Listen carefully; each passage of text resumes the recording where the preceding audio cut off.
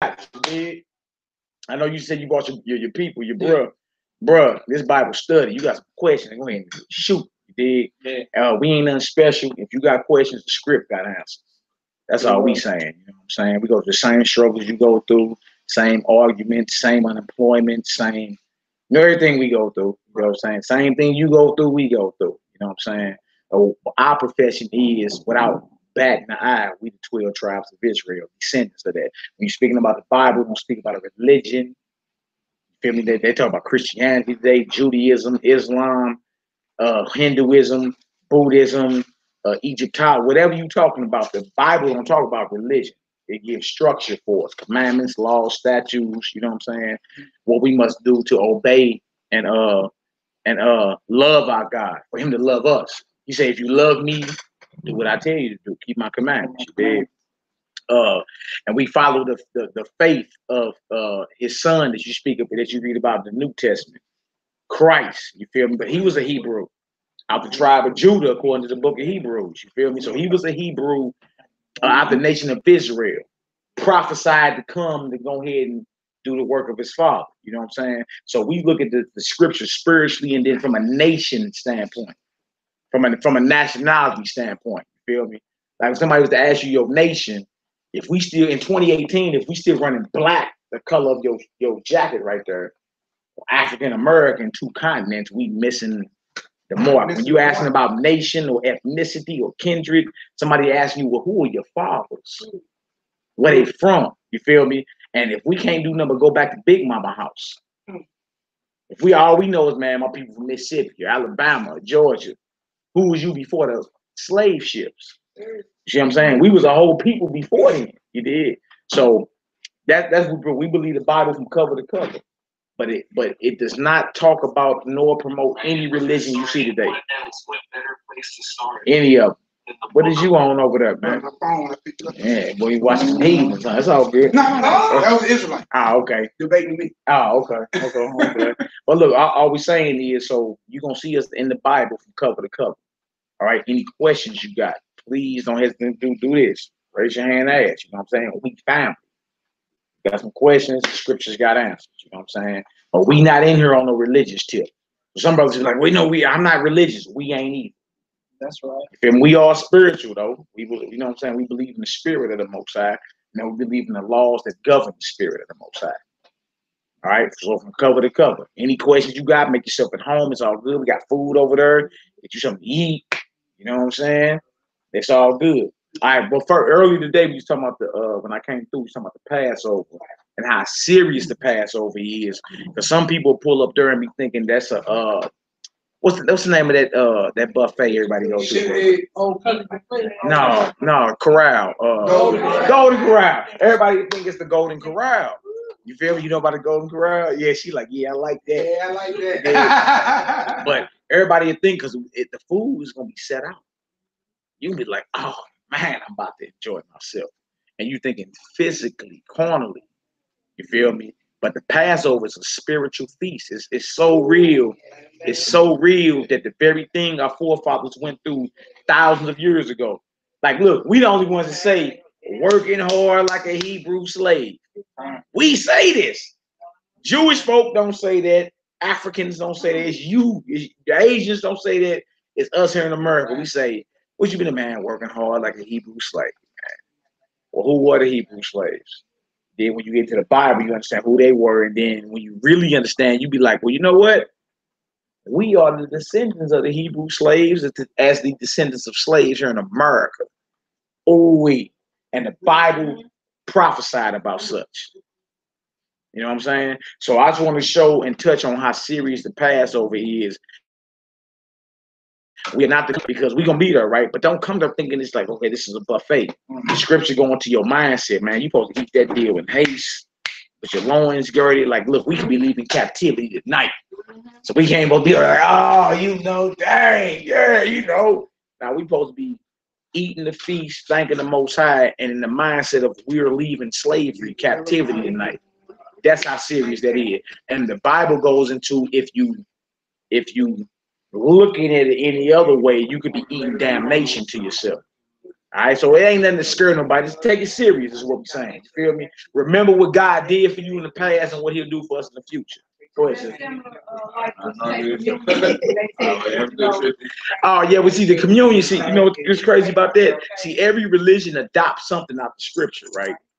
But they do that thing. I ain't been in church in a long time. Is it once a month or something like that? They do it once a week. Once a week now? First Sunday. First Sunday every month. Okay, first Sunday. Okay. Gerald saying like where he go once a week. I wouldn't put it past him. But the deal is dealing with Passover, Pesach. We are about to read in 1 Corinthians 11. That event was done once a year. What they call communion is Passover. The wine and the bread, and all that was done once a year. When I was going to church, we did once a month in church. They was like, you better repent before you do it. Yeah. Because they reading Corinthians, but they came up with their own understanding. They came up with their own understanding. Come on in, sister. Come on. It's open. Boys, it's going down out there, ain't it, boy? Y'all bought some food, man? Yeah. Most I bless you and your household, my brother. What will separate you from the love of God? Nothing. Not peril. Nothing. That's right. Hey, my sister, they bought some food. Find your hand. They brought some food. Hey, y'all want to put it up there, up here? She said, y'all put it up there. Most I bless the house of Yoel, man. We know he ain't cooked. Canupia cooked. I know my sister Canupia cooked that up. He ain't cooked nothing now.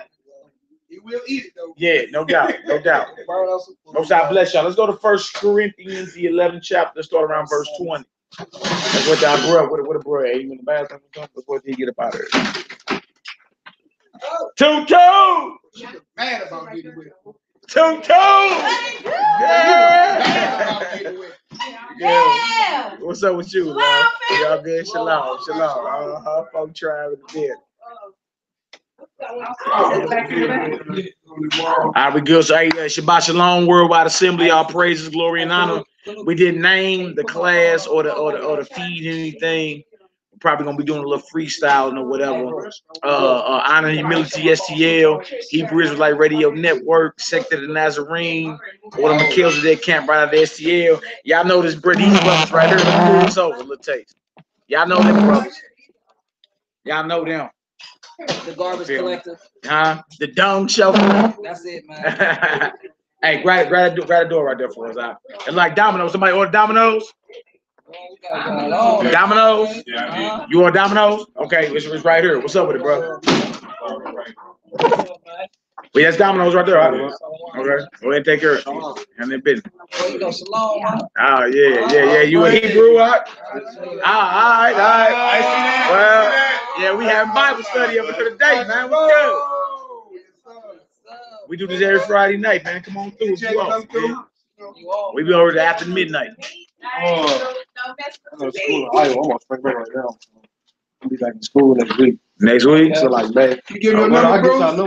Put on the channel or whatever. Yeah, come back and rock with us, bro. You know what I'm saying? Hey, Shane, get with them niggas. This is our minister of information right here. You know what I'm saying? Y'all go ahead and rap with us, bro. Like, look, you already know. You said shalom. You know what I'm saying? My name is Malachi. Shalom, bro. Okay, that's what's up. Just set up, man. Look, hit me up. And we'll talk. You know what I'm saying? You get all your info. We live right now. We live right now on YouTube, man. Tell your family shalom, man. We got a whole Hebrew Israelite Radio Network. Shalom, man. We got a piece of man here. He even know he Hebrew. Yeah. Hey, found down. Yeah. I'll pray. I'm definitely doing shalom. Yeah, Please do, man. Hey, keep that call, man. How's the brother? Yeah. All right. Shalom. Shalom. God be with you. I know where you work. That bottom lock. What's that bottom? The bottom lock right there. Right there on yeah. All right, brother. Be safe out there. All right. So once again, right back at it with another chop session. We're gonna do 1 Corinthians 11. We're gonna go over the importance of Passover real quick. Shabbat Shalom to the Worldwide Assembly. And we're gonna go over the importance of Passover and how serious it is. It's not nothing you take lightly. You understand? Some of you be like, you know what? That's what the Most High did for us all them years. You're talking about close to 4,000 years ago. And which a nation like Egypt never recovered off that. It's still a dust bowl. Outside of a tourist site for those who look at the pyramids or those to piss on the pyramids. That's what It y'all- really ain't. It ain't nothing. Egypt used to be the world power. That means its exports was #1 out here. Meaning what it was selling as a cash crop on international trade routes, it was popping. What is Egypt known for today? What do you buy out of Egypt today? What do you buy out of Egypt today? What export? Anything. Sheets. Huh? Cotton. Look cotton.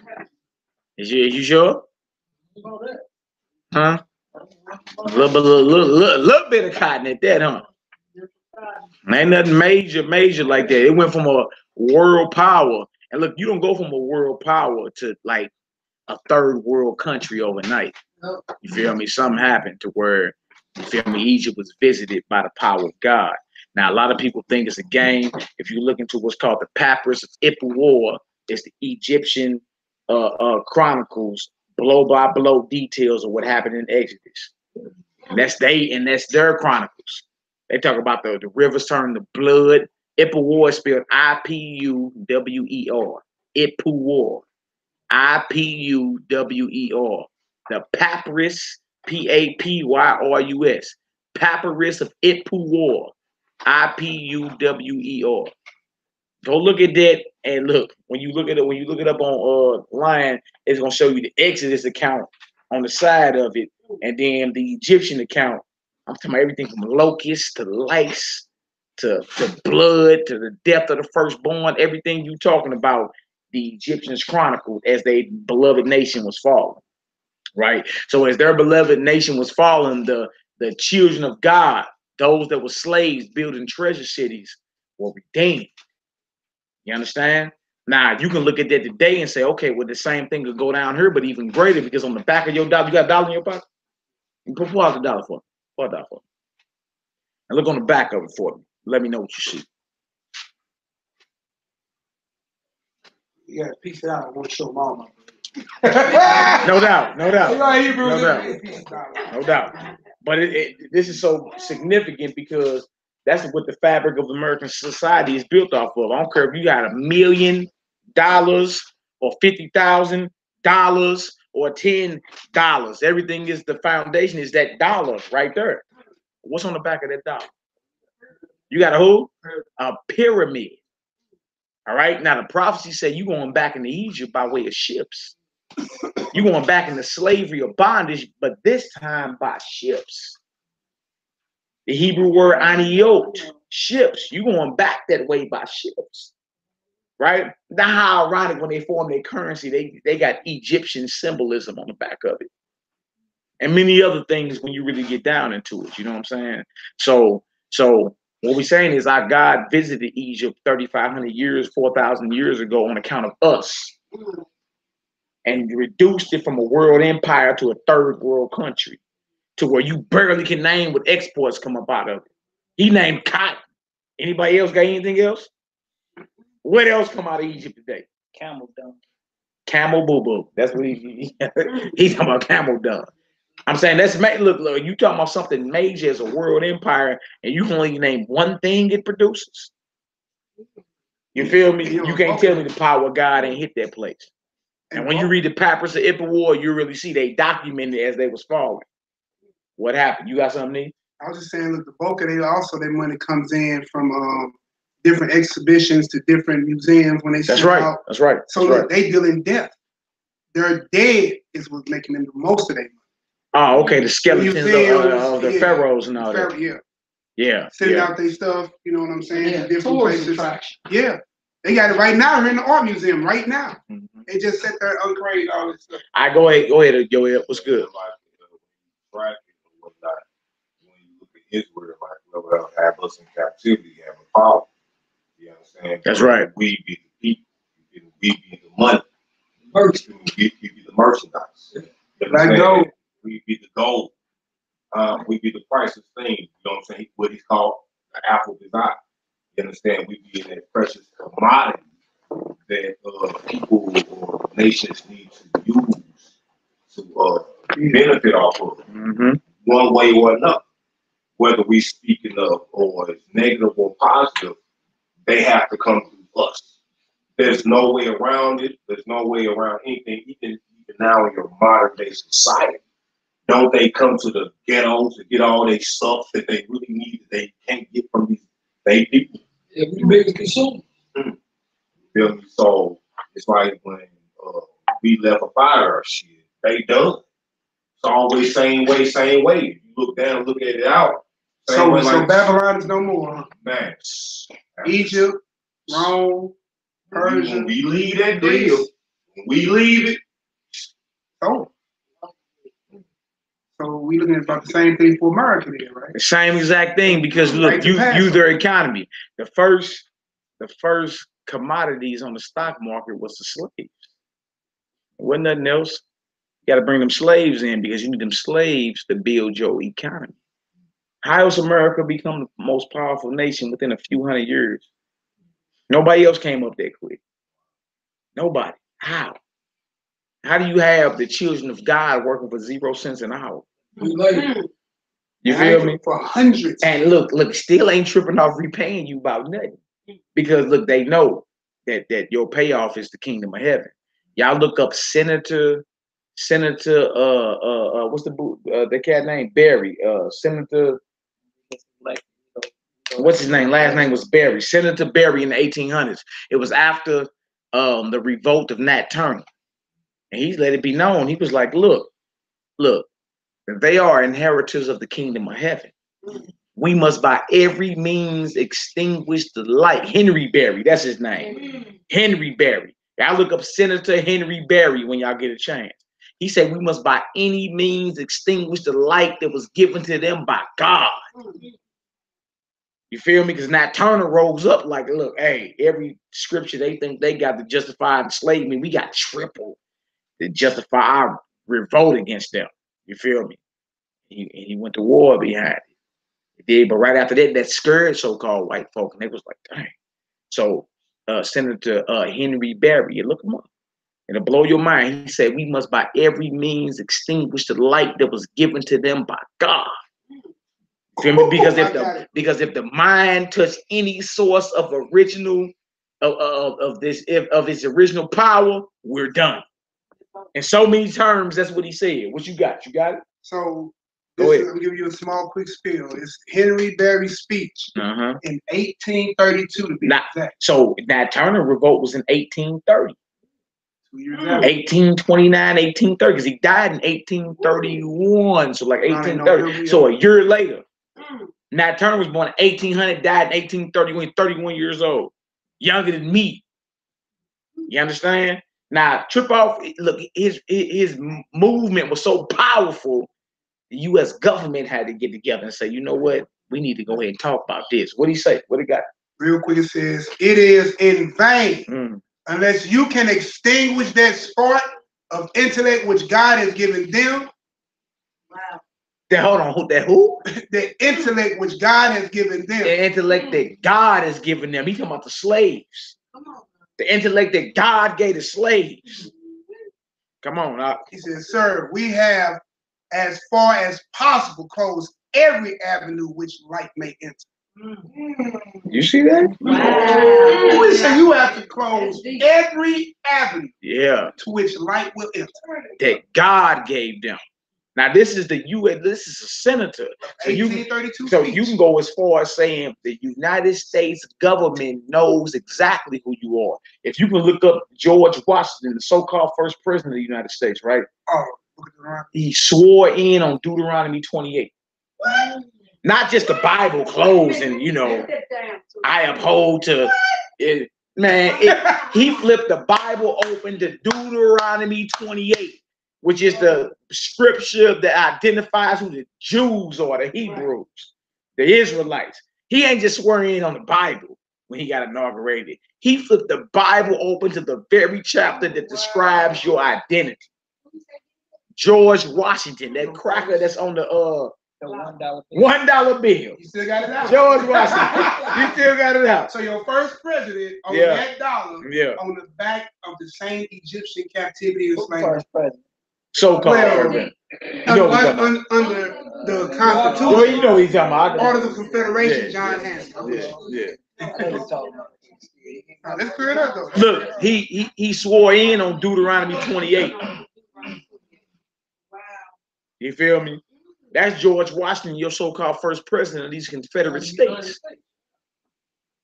See, so the world know who you are. Donald Trump just dropped something not that long ago, declaring 400 years. Y'all peep that? I said that. Donald Trump, did you send it out? Please send it to Earth.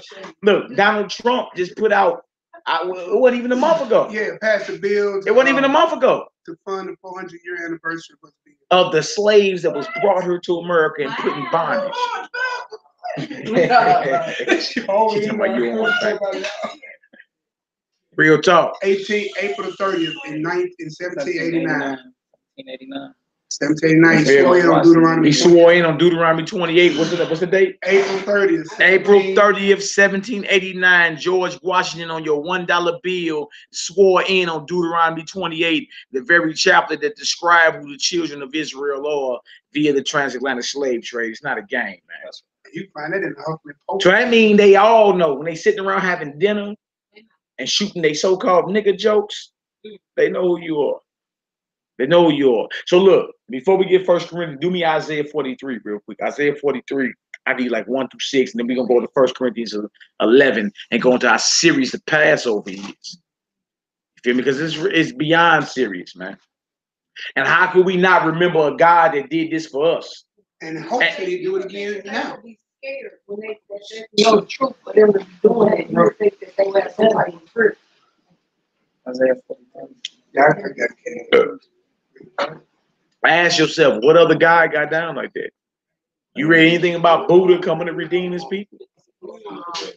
You ever read anything about Hinduism and all the gods of Egypt? Whoever then got down like the God of Israel, according to their records.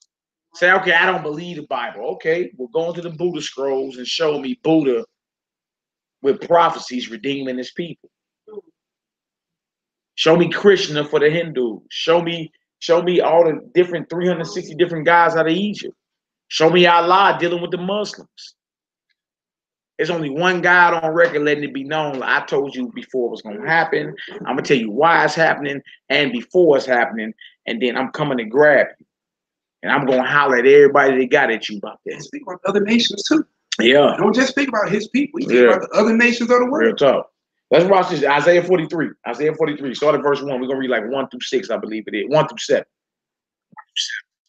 Isaiah chapter 43, verse 1. What's going on, little sisters? Y'all good? Uh-huh.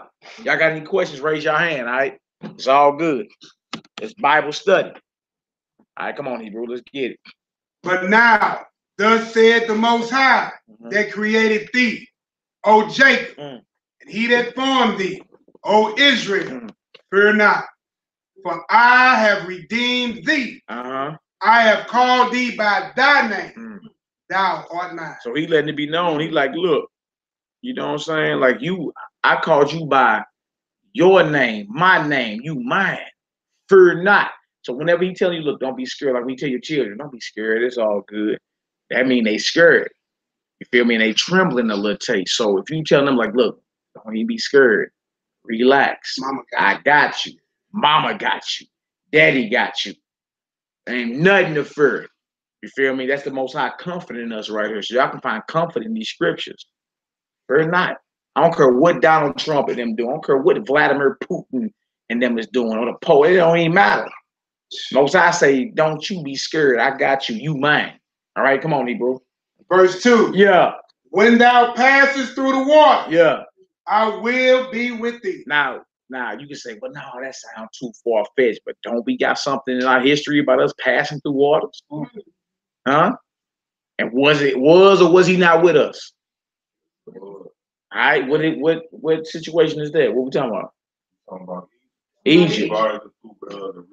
See what I'm saying? So, and the River Jordan. Now, Trip, Isaiah lived after all that happened. You see that? So Isaiah is simply speaking on what happened before, what happened in the future. He like, look, what y'all scared about? It's already on record how your God get down. Right? All right, come on. What else to say? I will be with thee. That's right. And through the rivers, they shall not overflow thee. When thou walkest through the fire, thou shalt not be burned. Yeah, now hold on. What history we got on that? Shadrach, Meshach, and a bad Negro, right? Abraham too in the book of Genesis. That's right. See? No, look, so now y'all smiling because you bringing back comfort. Yeah. You bringing back the memory what your God did for you or your people in the past. So he said, I don't care if it's water, I don't care if it's fire. I stand faithful. What you doing? You see? Man, I serve a God like that, man. I ain't, you know, you can get down to Tooth Fairy, and oh my God, you know, I got my own convenience and you know what I'm saying? Grab it for me out. Whatever. You feel me? But when we talking about a God that's on record delivering. Well, look, at a time where it seemed hopeless. You know what I'm saying? It give you strength and let you know keep the faith. You have nothing to fear. You feel me? You sit back, get your popcorn together. Say, no, I'm about to sit back and watch how this go down. But this is interesting. I'm trying to tell you. This is interesting. Because he done did it before, man. You know what I'm saying? And we find comfort in the scriptures. Like I say in the New Testament, we'll get there. Whatever was written aforetime was written for what? I understand it and learn it.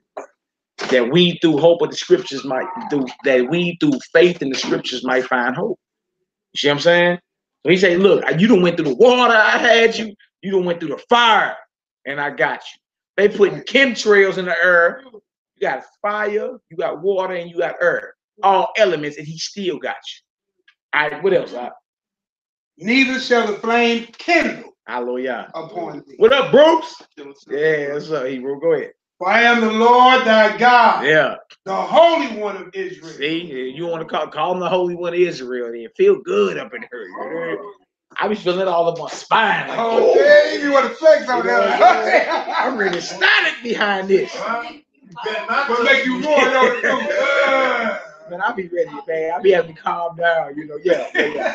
I be having to calm down at times, like, you know what, hey, you know, be patient, be humble. But man, I be ready to get bow-legged in the shoulders over this testimony, like, man, because there's no other God that actually moves like this. I'm saying, who else moves like this? Is all I'm saying. Hey, we should rejoice and boast in the Most High God, man. Not to be to the point to where we proud, like pride overrule, but you know, be confident. The scripture, you be confident in the Lord, man. Be strong in his power. You know what I'm saying? He done did it before, man. Like, so if you say, okay, I'm not gonna believe in him, I'm gonna believe in some other God. What other God you gonna pick that get down like this? Like, who else showed up? I'm talking about even if you say, I don't believe that happened, all I'm asking is, what other record are you going to read where some other God did this for his people? You don't have it. Let's be a little arrogant. Come on with it. Where on record is there any God in this earth that did anything for the so-called Negro? Oh, wait, that's even harder. That's a good question. Any God? Y'all know good and well why Jesus ain't never showed up for y'all. Y'all can kill that. You can cancel that.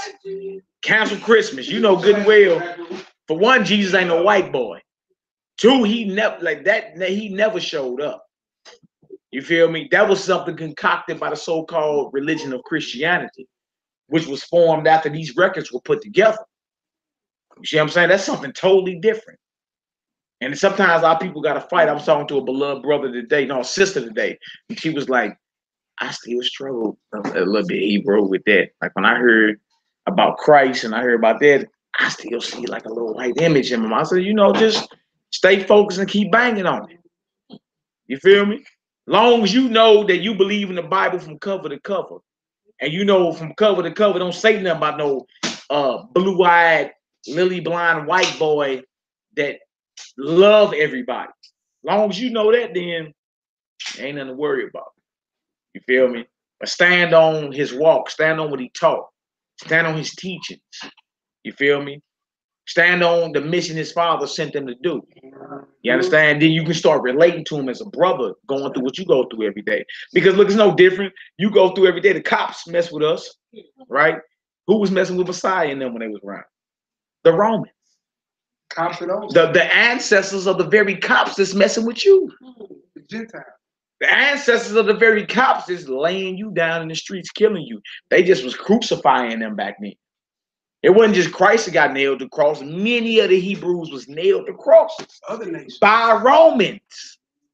The fathers of these same white jackals is killing you today.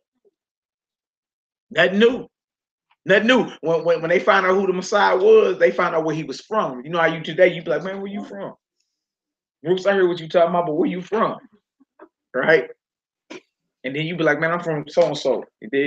They found out where the Messiah was from. He was from Nazareth. Right? The question got asked, can any good thing come out of Nazareth? Because Nazareth was not the spot where good behavior and good things was coming out of.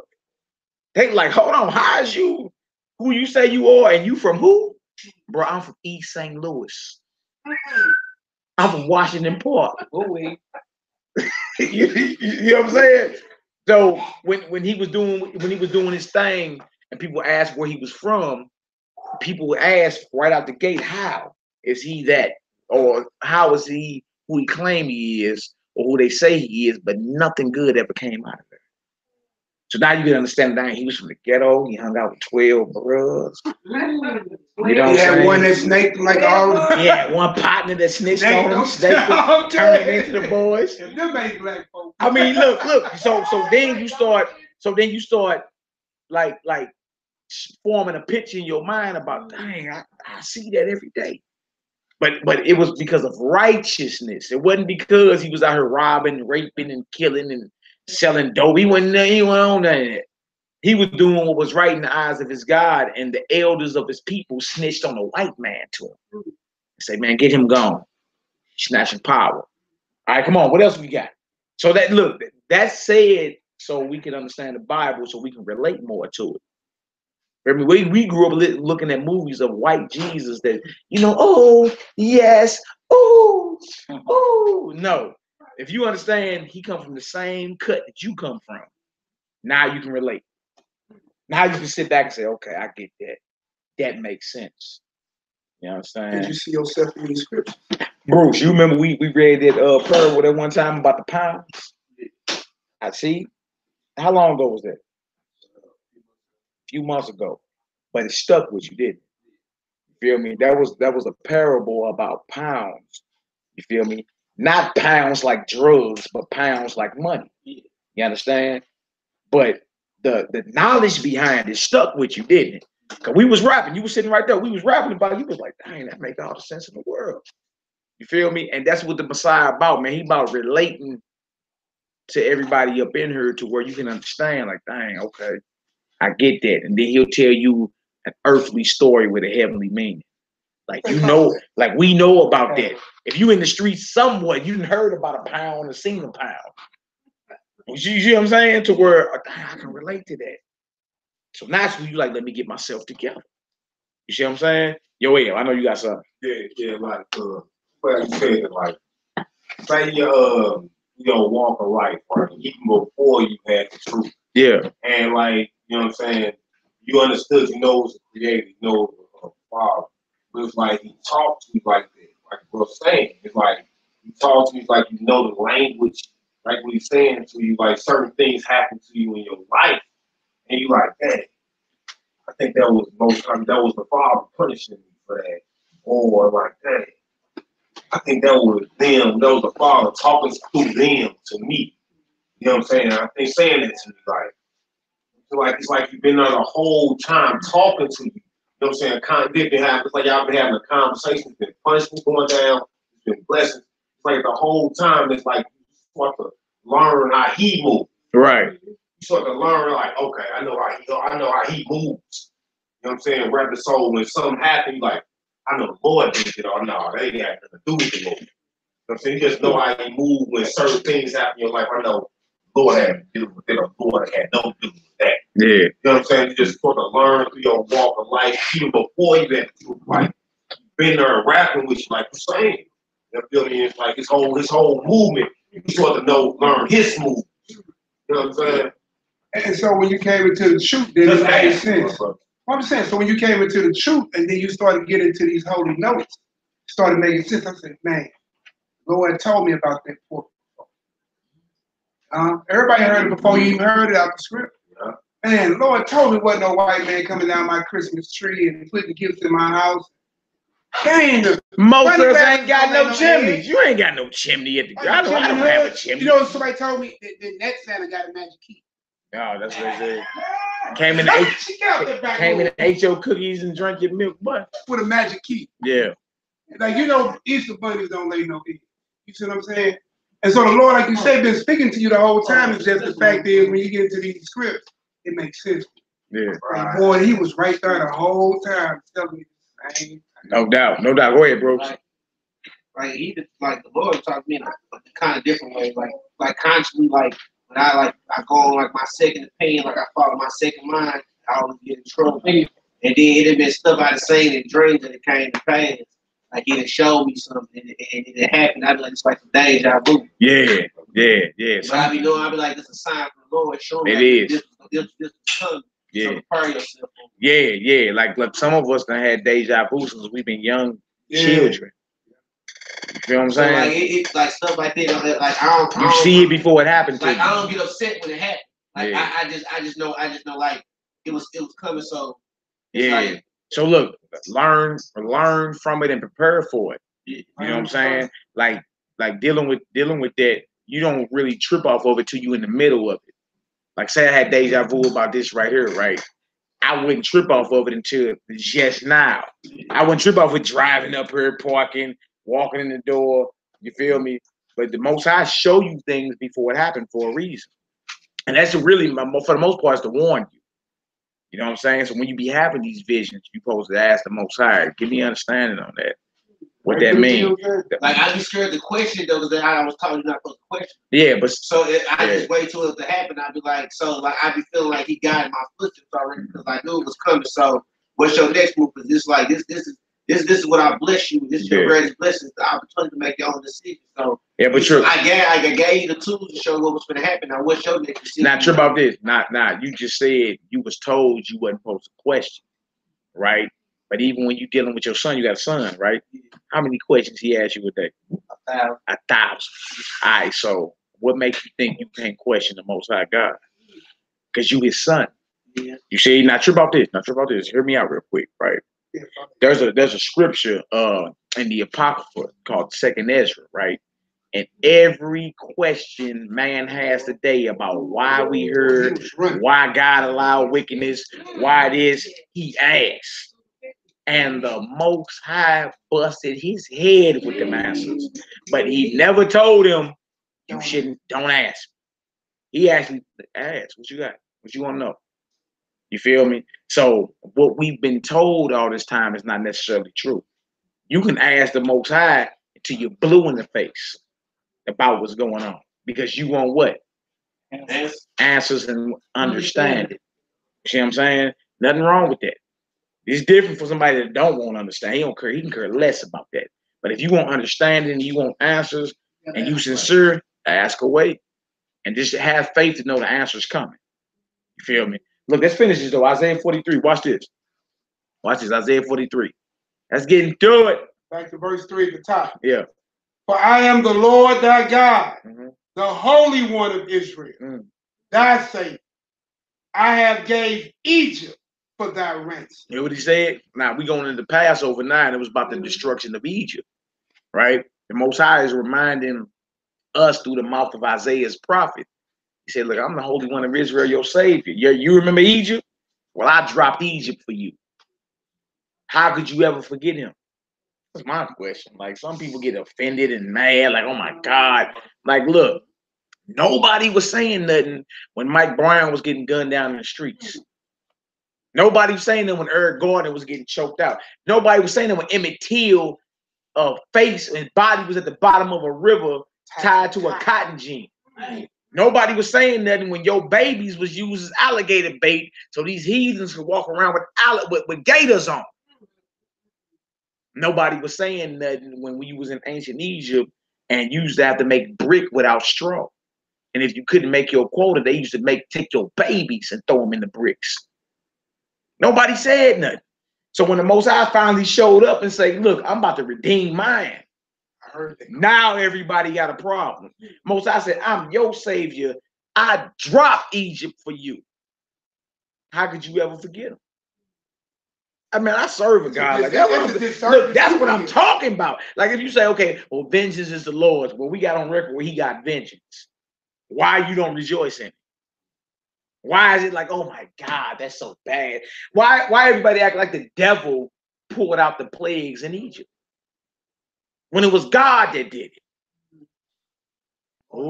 Count on record. Come on. What else to say, bro? Come on home. I gave Egypt for thy ransom. Yeah. Ethiopia and Seba for thee. That's right. Since thou was precious in my sight. Thou means you. He said, since you precious to me, Israel, I drop nations for you. So how could you not remember the Passover? Because the Passover is the memorial about the Most High dropping the most powerful nation in the world and redeeming the slaves. Like you a slave now. How could you not remember that? Even if you didn't believe you was those people, how you don't rejoice in the story like that? Yeah, exactly. What a slave got freed by a powerful God. Like that should be a story that's something like how you really read your kids Black Superman, Black Lightning, the Black Green Lantern, the Black Wonder Woman, you know what I'm saying? You should be like, man, let's read this. Where there was a God who's known to have color in the Bible and Willie Hurt like you, redeeming people who look just like you out of the same captivity that you were in. Working hard like a Hebrew slave, don't we say it? Came over singing Kumbaya. Well, what happened with the Hebrew slaves and when did their God show up? We're going to read about it when we talk about the Passover, man. Now, look, the Passover ain't just celebrated in what's called the Old Testament. Y'all know that, right? Even in the New Testament, when you call Jesus Christ or Yahshua the Messiah, he kept Passover his entire life and was actually put to death on Passover as the Passover Lamb of God. Huh? How we gonna knock that? Go ahead. I had a question. Go ahead. I was told earlier that today was like the New Year. Yeah, the New Year's actually start. That New Year actually starts tomorrow night. You feel me? Yeah. Now New Year again. I trip off this. We told the New Year's in 10 days into the winter. Winter starts December the 21st every year. Right? New Year is December 31st going into January 1st. So 10 days into the winter, we're told that's the New Year. Right? But when you read Exodus 12 and Deuteronomy 16, it says, this shall be the beginning of months for you. It was springtime when the birds are singing, when the grass is turning green, when the flowers are budding. That's the New Year. When life is coming back into the earth, that's New Year. You feel me? We as a camp gonna keep the New Year tomorrow night. Actually, now some bros out there doing it tonight. You feel me? Because certain people view the new moon different or whatever. But we in the same season. I wouldn't even get too bent out of shape about it. Like, you know what I'm saying? If some bros doing it tonight, salute. You know what I'm saying? We're going to be getting down tomorrow night, though. It's 24 hours later. You did. But we all in the same season. This the New Year. It ain't back in January. So when you hear brothers say Happy New Year, when you come to Passover, Happy New Year, you be like, what? These niggas 4 months late. No. The New Year is actually in the spring, man. And it's always been that. The heathen changed your perception of time. Not time itself, your perception. Yeah, they do. They do. Yes, sir, of course. So y'all can look this up. It was a calendar before the Gregorian calendar that you got right now. It was called the Julian calendar. And they observed the New Year at what they call the spring equinox, which is the same time that we observe Passover. So the world knew as early as the 1500s when it was. It's like every calendar they tell you that the Sabbath is on a Saturday in every language. So again, they know. It's just you don't know. They just got you to forget times. What's the reason why January is the New Year? Because of Janus, the two-headed pagan god, right? Still god. Is that who January's named after? Yeah, Janus. Okay, break it up. Janus. Look it up. Janu is the origins of New Year, or you can look up Janus, the two-headed god. Janus. It's the god of past and new beginnings. Got you worshiping another god indirectly. Hey, look, what separates you from God? Sin. So in order to keep God away from you and to keep you where you at, they have to keep you in sin. So it's all right, ain't nothing wrong with doing New Year's, but when you're yielding your members to the service and worship of another God, that's what you would serve. How many of them get all geared up and hats on, blowing and stuff. shooting all your guns toward the Reverend. throne of God. Just do. You shooting to the heavens. Don't tell them what woman you done took home. Who you shooting toward?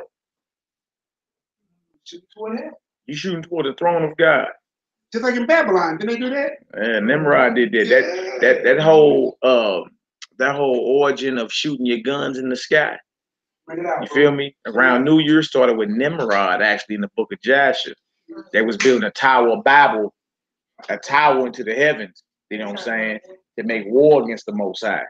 And when they got so high up in the sky, they all drew their arrows back and shot off into the sky, claiming they was going to take vengeance on God for bringing the flood on the world. You know what I'm saying? And the Most High like, oh, y'all think y'all about that life, huh? And that's when he confounded. That's why we all speak different languages now. He confounded languages, destroyed most of the tower. The remains of it still remain today, though. You can look up the remains of the Tower of Babel. It'll blow your mind how wide that base is. It's right over there in the plains of Shinar, which you know is Iraq today. Iran over there. It'll blow your mind, man. You be like, wow, that deal beyond wide. And that's what y'all was building to go up into the. I mean, the Bible's real. Bible's real, man.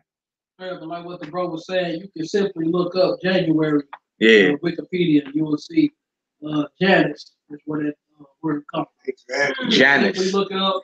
Hey, Janus. That's my mother's name.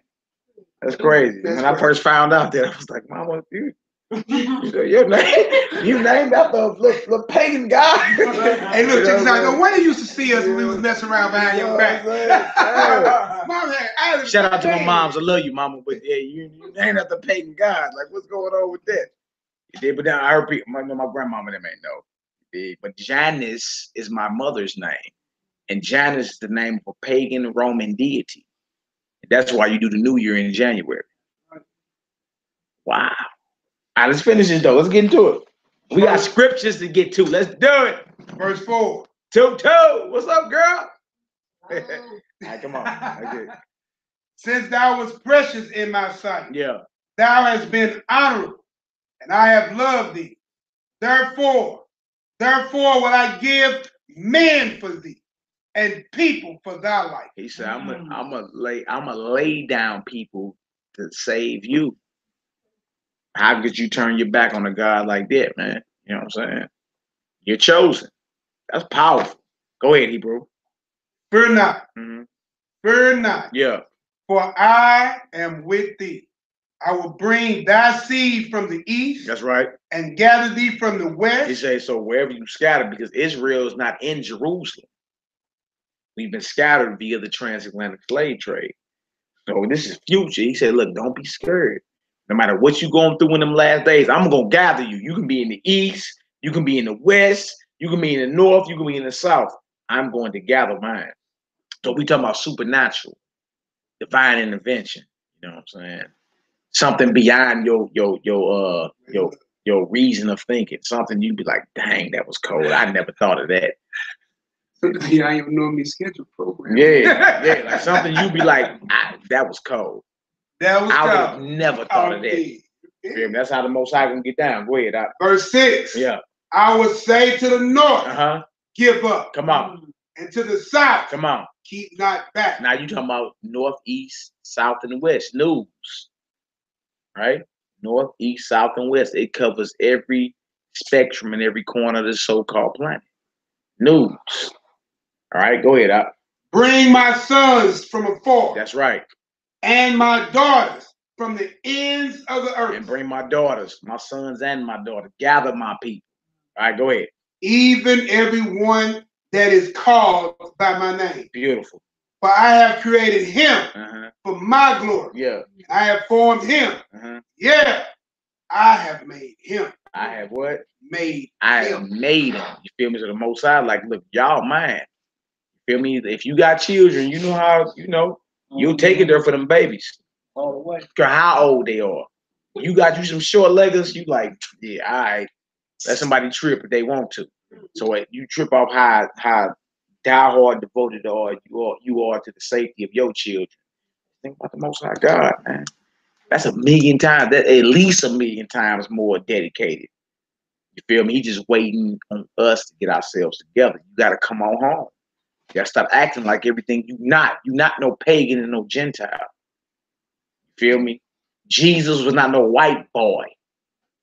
That hurt, don't it? Oh, dang. But it's the truth. Like, how we going to deal with these people? Wakey, eggs and bakey. Patty cake. No, you got to deal with these people straight up. Let them know, look, this is what it is. You feel me? We just read about our God that he said, I don't care if you're in the north, east, south, or west, I'm coming to holler at you. Give it up. You see that? I need one more on there before we get into 1 Corinthians. Give me Zephaniah 3. Zephaniah 3. Amos 9, forgive me. Amos 9 start around verse 8. Amos 9 start around verse 8. Then we do Zephaniah. And we're going to get into the seriousness of the Passover. The Passover is very serious. 2 weeks from the night. Or 2 weeks from tomorrow night, should I say. Grab Amos 9 and one of the brothers can grab Zephaniah 3.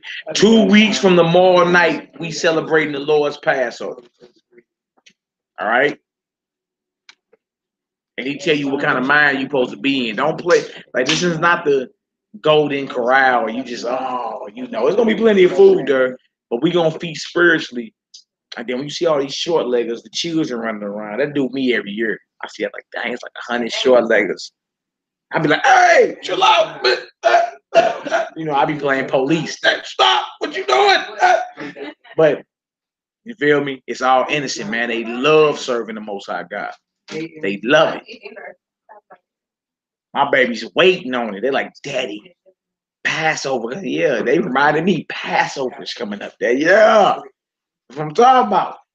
My little girl just did a Black History project on Moses. You know what I'm saying? Mom was like, she got a Black History project to do. I'm like, I got something right for her. Come on home, baby. You did. We did Moses. You did. Yeah. Oh! Yeah, Egypt. I emphasize Egypt is in Africa. You feel me? To this very day, they teach it like, dang. I mean, she already be looking at me because I walk up in the school like I own the school. That's how I do. I walk up in school like, I'm here to check on my short leggers. What's good? Oh, yes, Mr. Harrison is on. You know what I'm saying? My son downstairs, my baby girl, I'm up in her. I slide up in class, just sit back, just make sure everything, yeah.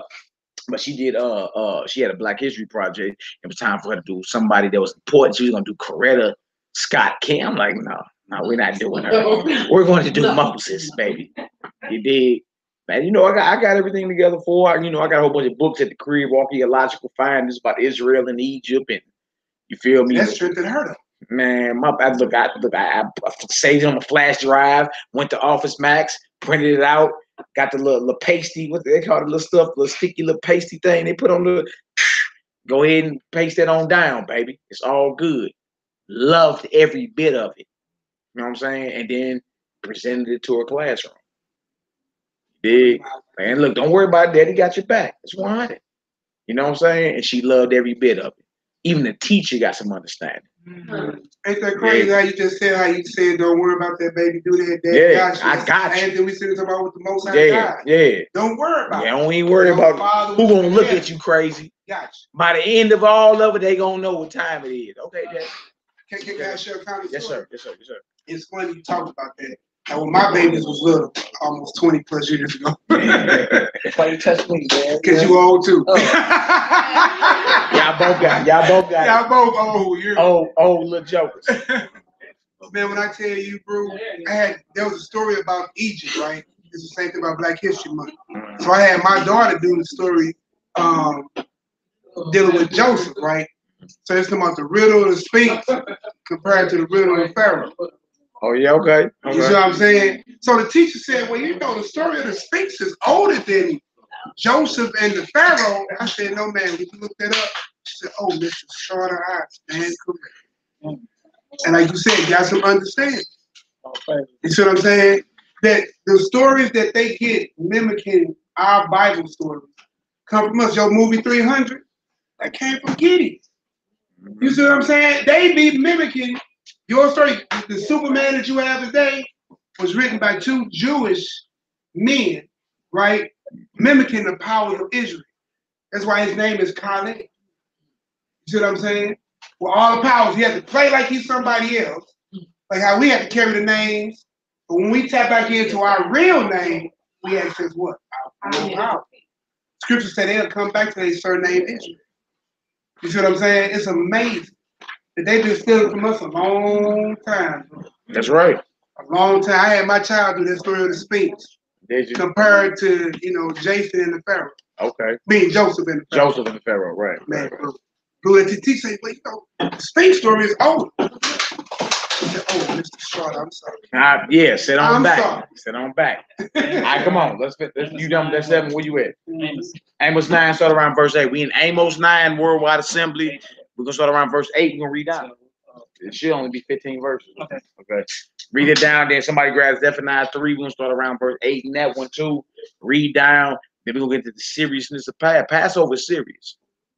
You feel me? And like the Most High God, he tells us or commands us to keep his feast days. Right? Now you was in the world keeping Christmas. Like, look, I was in the store today and I was asking everybody, I'm looking for bunny eggs. Like when I go, like I do. No, we do that all the time. Yeah, we do that all the time. Yeah, like when I go in the store around these seasons, my whole mission is to get my people to think. You feel me? Like I ain't even trying to make you feel stupid. I'm just trying to make you think.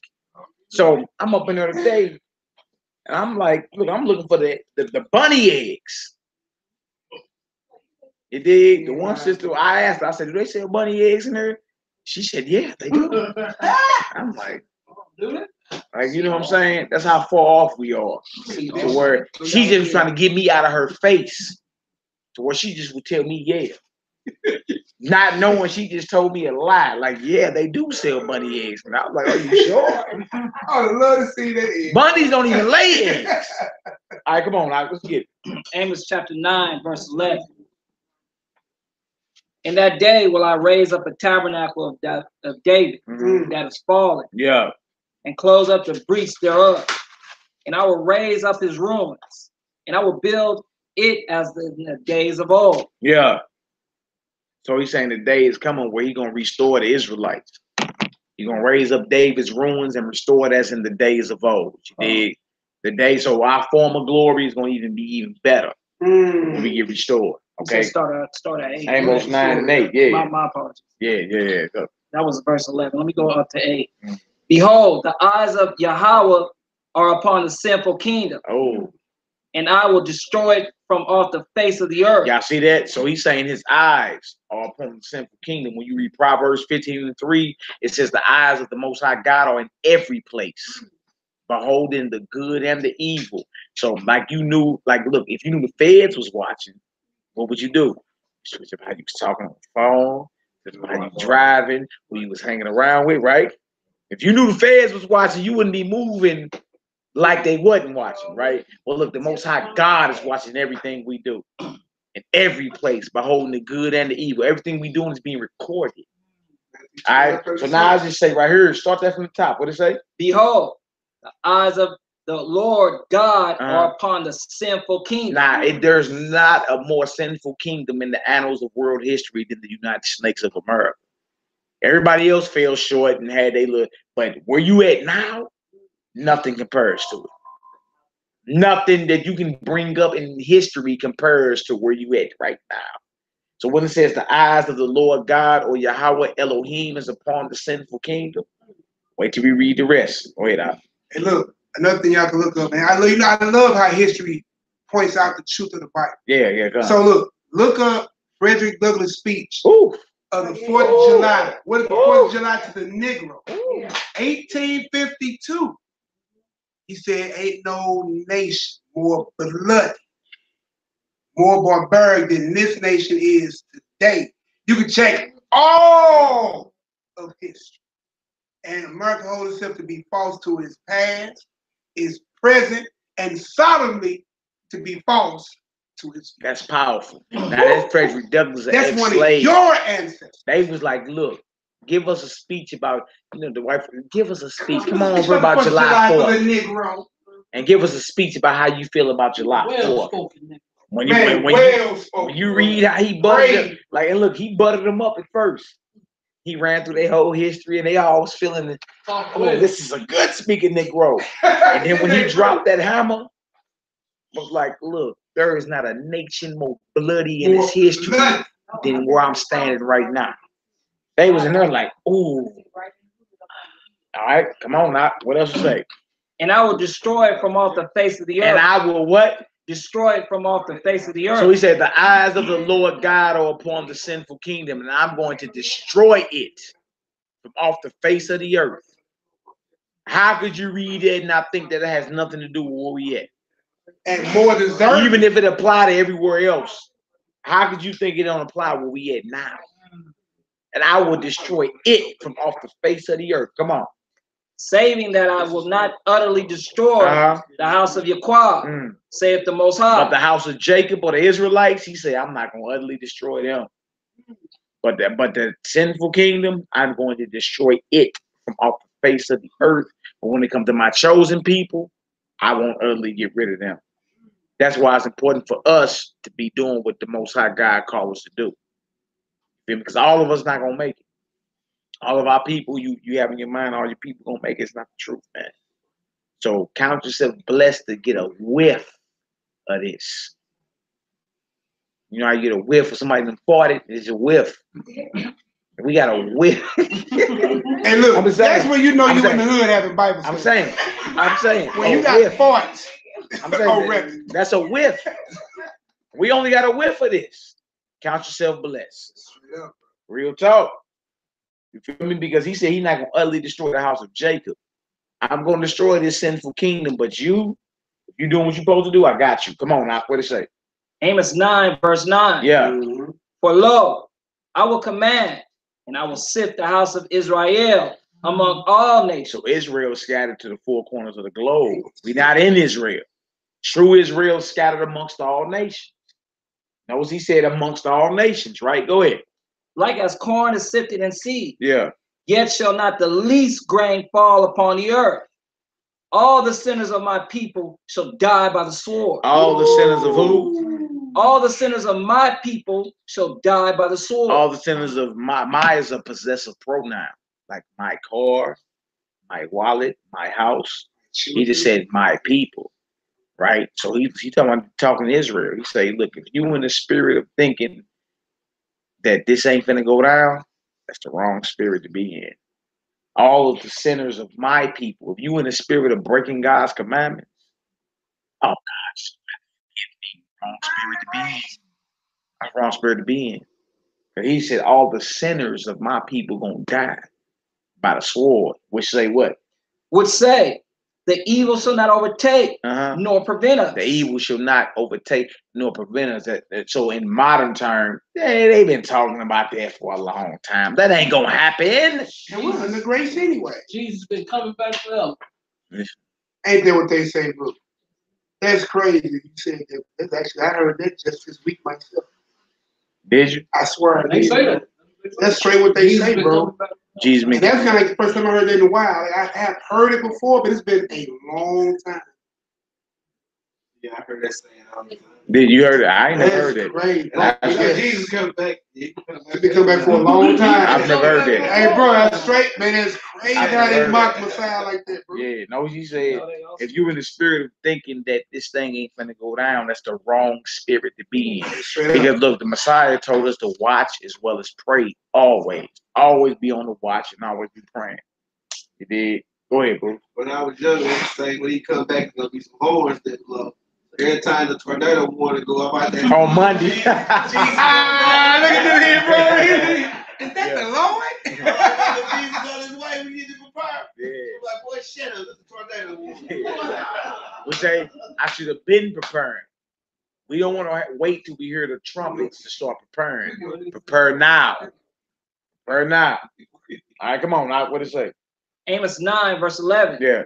In that day will I raise up the tabernacle of David that is fallen, and close up the breaches thereof. And I will raise up his ruins, and I will build it as in the days of So old. we talking about restoring the glory back to Israel. David was the king and he ruled over all 12 tribes. All right, go ahead.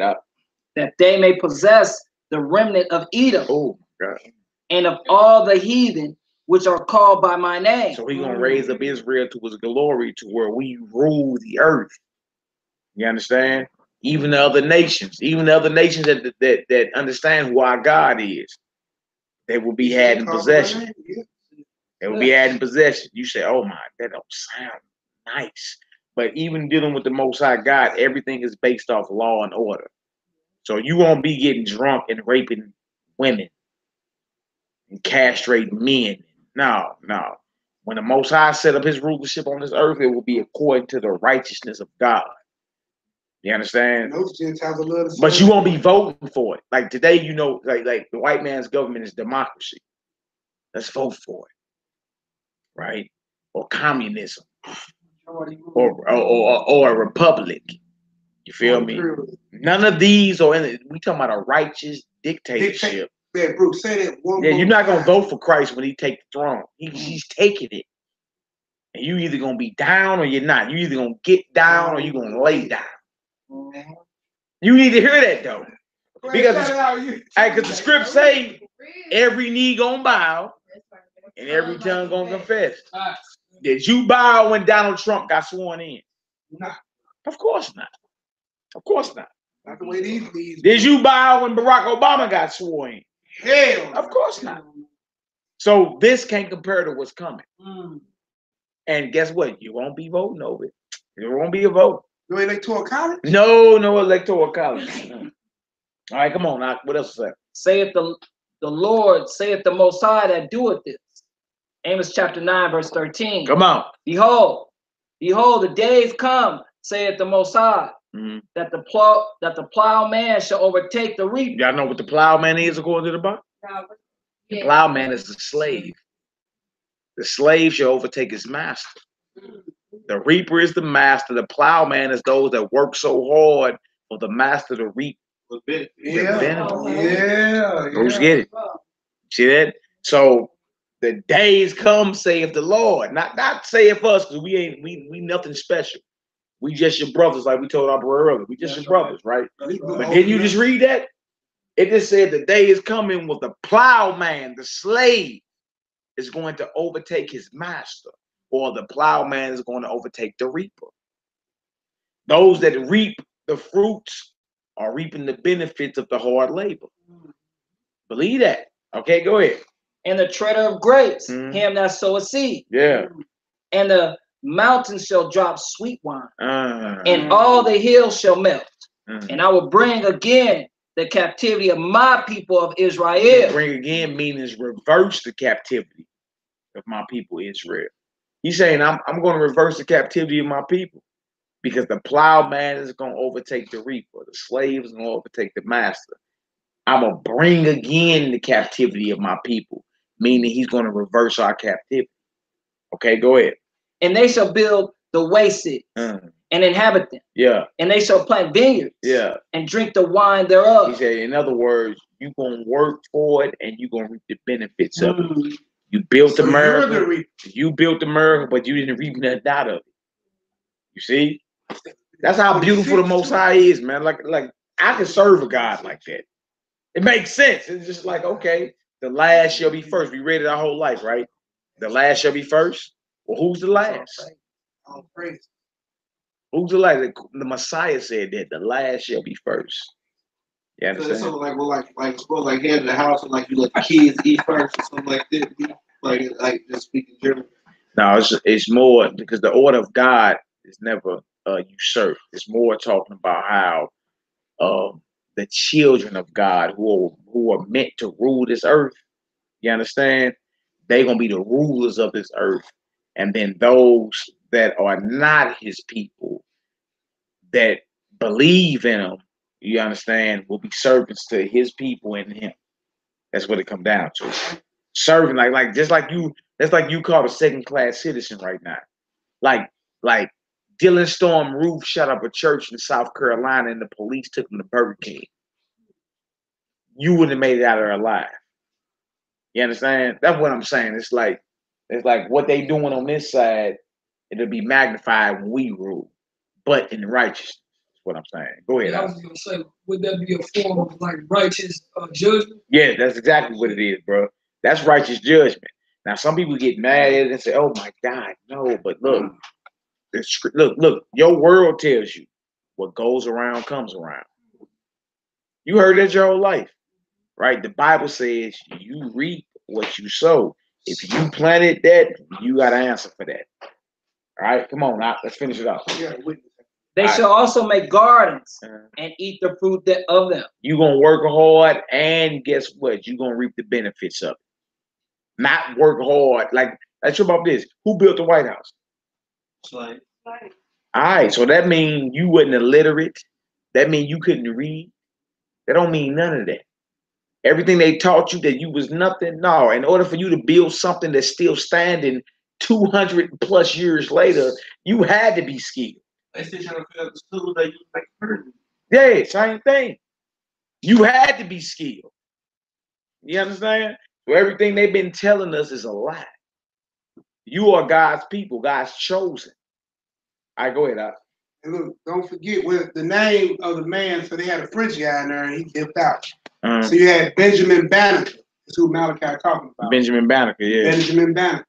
Mind you, Benjamin Banneker is a slave. No formal training. Got some for you. See what I'm saying? And guess who did the first almanac? It was Benjamin Banneker. He understood the knowledge of the stars from slavery. He is. We are the same people. They couldn't even grow crops here till they got us. They stole a lot of and we grew the crops. They did. They stole a lot of his work and George Washington Carver. Yeah. The first man who made the harpoon to kill electricity, but they what's the name just took the credit for it. Yeah. But see, because why? Electricity they started the stores. I'm not sure about this. So because slaves are property. Property can't own rights to nothing. So the masters that own the slave own the rights. That's right. That's right. Not sure about this. Bruce, you got the internet over there on your phone? Yeah. Now look this up for me. I want you to read this. If you got to come over here for the Worldwide Assembly to hear it too. Okay. Look up on Google what the world would be like without black folks. You know I'm going with it. And bro, if you can, come over here. You ain't got to be on camera. But read this. Now watch this. Get on camera, Bruce, so everybody know. Oh, whatever. And that's crazy.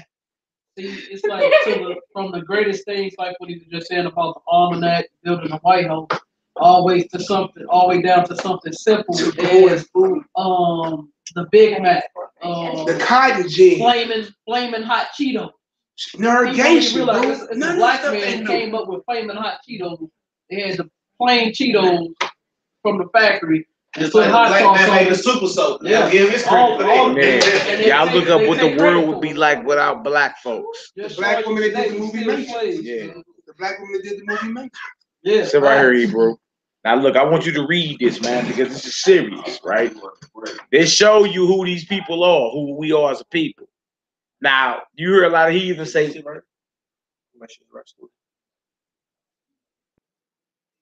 everything we touch. Yeah, that's the right story. That's the right story. Now look. It's crazy because we told go back to Africa. You're shiftless. You never contributed nothing to society, right? Now look, all y'all can Google this. My little sisters over there. Y'all Googling? All right, but okay. What the world would be like without black folks, right? Now, bro, finna read this, and y'all in the Worldwide Assembly read this. You understand? Without them admitting it, they admitting who we are. And look, this is what you want your children to know, man. Know the greatness of your people. Know the greatness of your God, your power. It's like if you had a good mom that took care of you, proud to speak about your mom. If you had a daddy that stood there to protect you and was down hard, solid for you, you proud to speak of that. Learn to speak of your power of your God and watch him draw nigh. He been sitting back waiting. Until you acknowledge your sin and turn back from your way. I'm here. I'm eternal. I ain't going nowhere. Coming out there. You ready? Pow! I drop it all for you. I drop it all for you. Give the Lord the glory. Do unto his name. Hey man, we serve a mighty God, bro. Stop. It's not a game, bro. Right. It's not a game. We serve a mighty God. A God that will give most of us parents. No, I ain't business, bro. But imagine a God that will send his own child. We got children. I can't even imagine what it is to sit here and tell my son to go die for people who don't even listen to me, who don't eat nothing. Like doctor, what you over there with your thumbs, girl? Who don't girl? take nothing I say. I done did all this for them, and they turn away from me at every time. But I still love them so much. I'm gonna ask my son to do something. I'm gonna need you to go down. I'm gonna need you to go down there and die for who? Them? Them Hebrews? They don't even listen. You done saved them time, and you promised to save them times to come. Hey, but look, you know when the order get gave, it ain't even no kickback. No, I know it ain't. Christ automatic. That's what I got to do. It's done. What you need me to do? Hey, bro. You feel that's me? a mighty God that will send his own child to die. Exactly. And look, that's all on corner reason and thinking that the Messiah even had some type of conversation back with his father. Yeah, what you need me to do? Get her done. I'm done. We're going to get it done. We're going to execute. You feel me? That's how we got to be, man. And I stand corrected. But I just want people to see. Yeah, no doubt. The type of power you serve that was send his first creation to die for his lesser creation. And even his lesser creation is the apple of his eye. That's powerful. That's powerful, bro. Now read this. This our bruh Bruce. You understand? Like read this, what the world would be like without black folks. All y'all can Google it. Y'all bear with me. I know some of these words. You bear with me. You all good, bro. We don't know the King's English. You know what I'm saying? Yeah, but you good, bro. I'm gonna try my best. Okay. All right. So look, we need this so we can understand how powerful we are. My little sisters over here. They all live. All right, y'all good? This was eyebrows up. Y'all good? It said it was published in 2005. Yeah. Life Without Black People. A very humorous and relevant story is told about a group of white people who were fed up with African Americans. So they joined together and wished themselves away. They passed through a deep, dark tunnel and emerged as sorts of a twilight zone where there is an America without black people. At first, these white people breathed a sight of relevance. They like, finally, no niggas. At last, they say no more crime, drugs, violence, and welfare. All the black people have gone. Yeah. Then suddenly reality set in. Hold on, suddenly who? Reality. You like no more niggas, right? Yes. But reality has to set in. Okay, go ahead, bro. What to say? The new America. Not America at all. Only a barren land. Barely land. Barely land. Only a barely land. Only a barren land. Barren land. Okay. Yeah, go ahead. I apologize. You good, bro. There is a few crops that have flourished because the nation was built on slave support system. There are no cities with tall skyscrapers because Alexander Mills, a black man, invented the elevator. Hold on. So there are no skyscrapers in America without so-called black folks because Alexander Mills invented the who? Skyscraper. I mean the elevator. He invented elevators. And without it, one found great difficult reaching higher floors. You ain't going nowhere without an elevator. A black man invented an elevator. So whenever you get, or should I say an Israelite, invented an elevator. So every time you get on the elevator, like, you know, down the Lumiere, you know, we get us a little rooms, we get us a few rooms out of the Lumiere, you feel me? And you hit, you know, up. I understand that's an invention of your people, right? Can't be no skyscrapers without no elevators. Okay, what else? There are few, if any, cars because Richard Spikes, a black man, invented the auto gear shift. Oh, Joseph. Hold on. There ain't that many cars.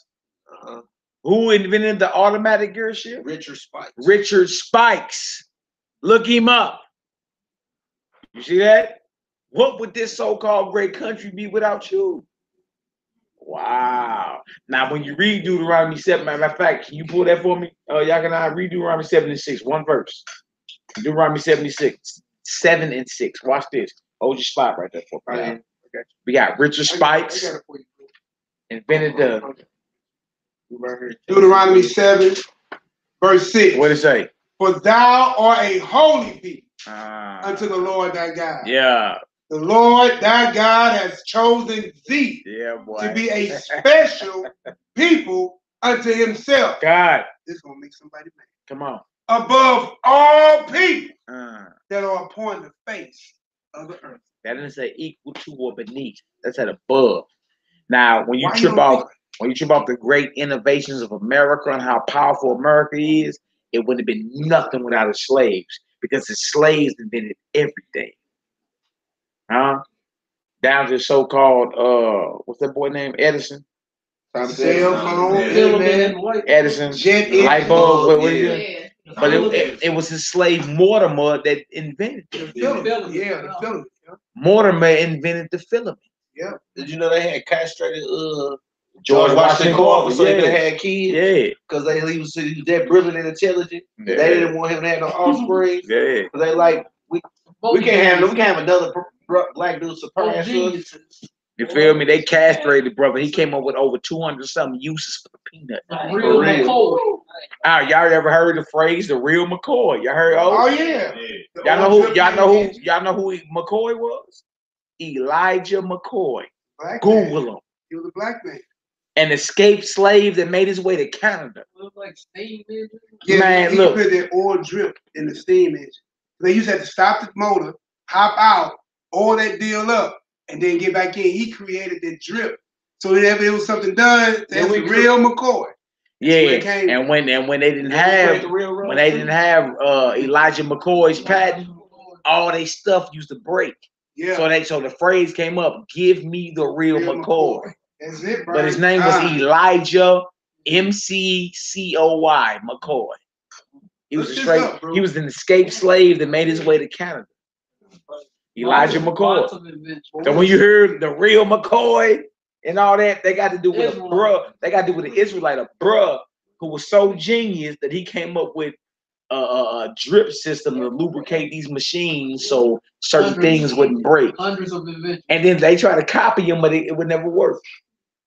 The white folks try to copy him, it would never broke. Everything they did broke. It would never work. You understand? So they came up with the phrase, not us. So-called white man came up with the phrase, "Give me the real McCoy." Elijah McCoy, look him up.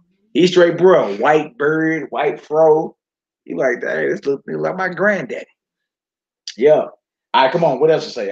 Joseph Gamble, also a black inventor of the supercharged system for international combustion engines. And where you at? Gwinnett A. Morgan, a black man, invented the traffic signal. Hold on.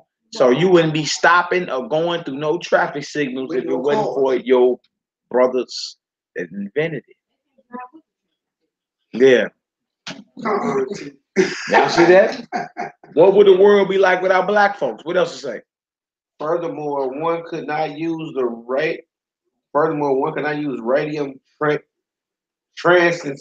What's the transit system? Rapid transit system. Yeah, rapid. Because it produces.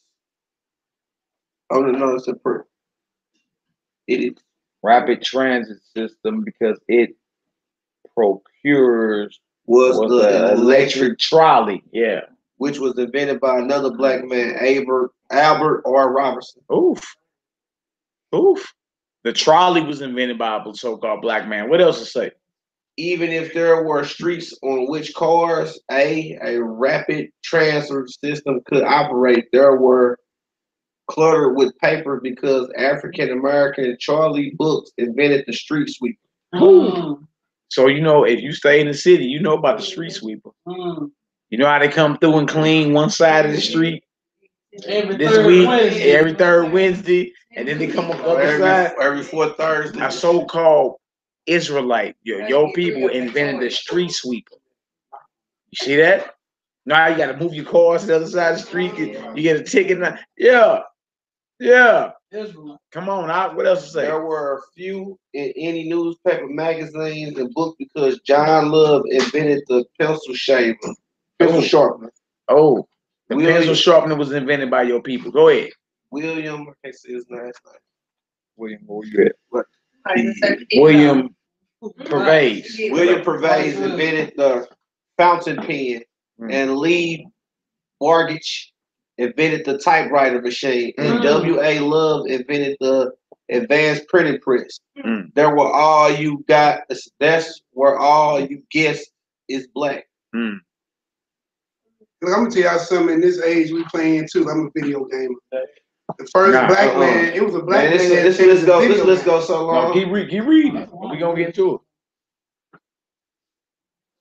We get a few more. We gonna get into it. Even if America could write their letters, articles, and books, there would not have been transported by mail because William Berry invented the postmarker and cancel machine.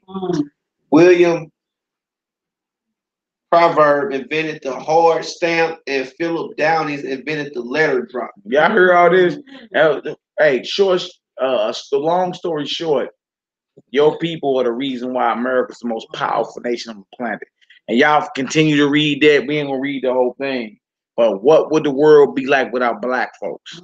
And as you read the whole article, you're gonna be like, man, I never knew. Wait a minute. We invented the air conditioner too. Yeah, air conditioner. Okay, let me get to at least 10. Come on, go ahead. Go ahead. It says the lines were brown and weedy because Joseph Smith invented the line sprinkler. And John Burns the lawnmower. Ooh, so every lawnmower you got out there, you understand? I don't care what it is. Zero turn lawnmower, walk behind lawnmower. It all was inspired by one of your people. So no grass will be cut without these so-called Hebrews. Huh? All right, go ahead. When they entered their homes, they found them to be poor. What's that? Poorly. They found them to be poorly ventilated and poorly heated. You see, Frederick Jones invented the air conditioner. Frederick Jones invented the earth. So you know how you be like, dang, it's hot as a mother. Turn that AC on. Alex Port, the heat furnace. Y'all heard that? You gotta love that brother. What's that brother's name? Frederick Jones. Yeah, Frederick Jones invented the air conditioner. And Alex scrapers with the air conditioner on. Ooh.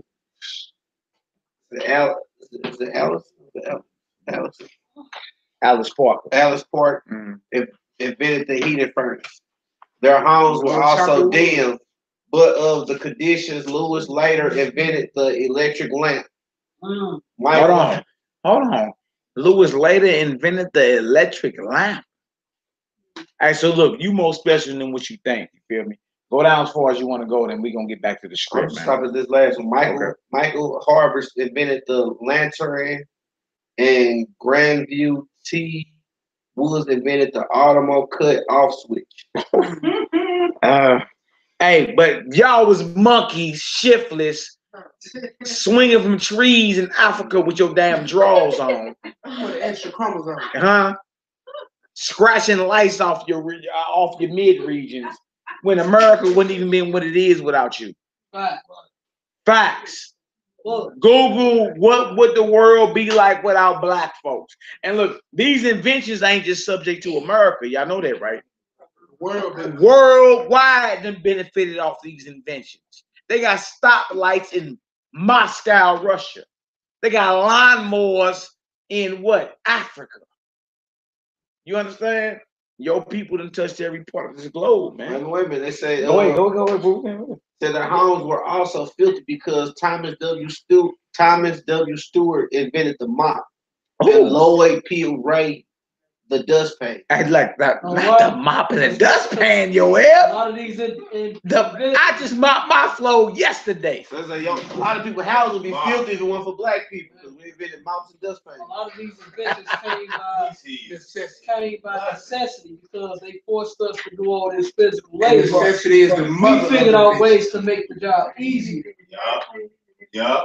Hey, brother, that's what they say. Actually, to this day, necessity is the mother of Y'all see that? What we went through inspired us, like you said, to invent these things to make our job just good. Because what did they used to use to cut the grass?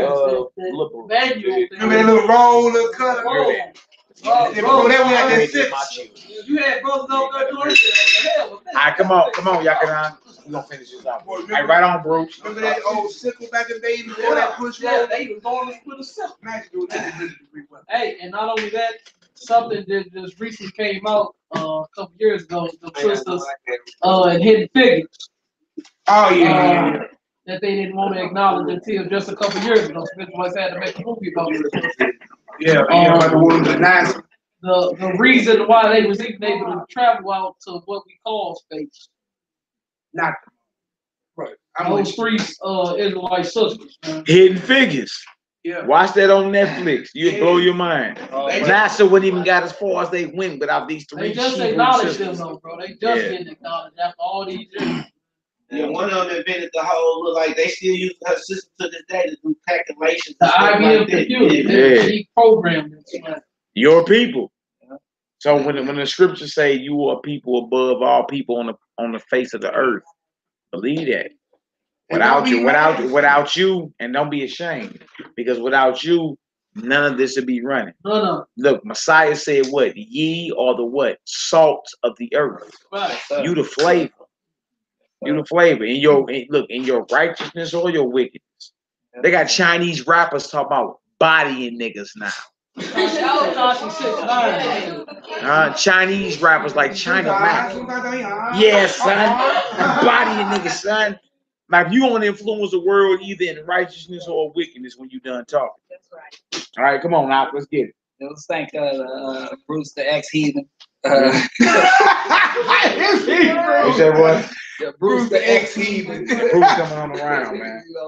Bruce coming on around, all praise. Amos chapter 9, verse 15. She's sort of bugged up. Go ahead. And I will plant them upon their land. All right.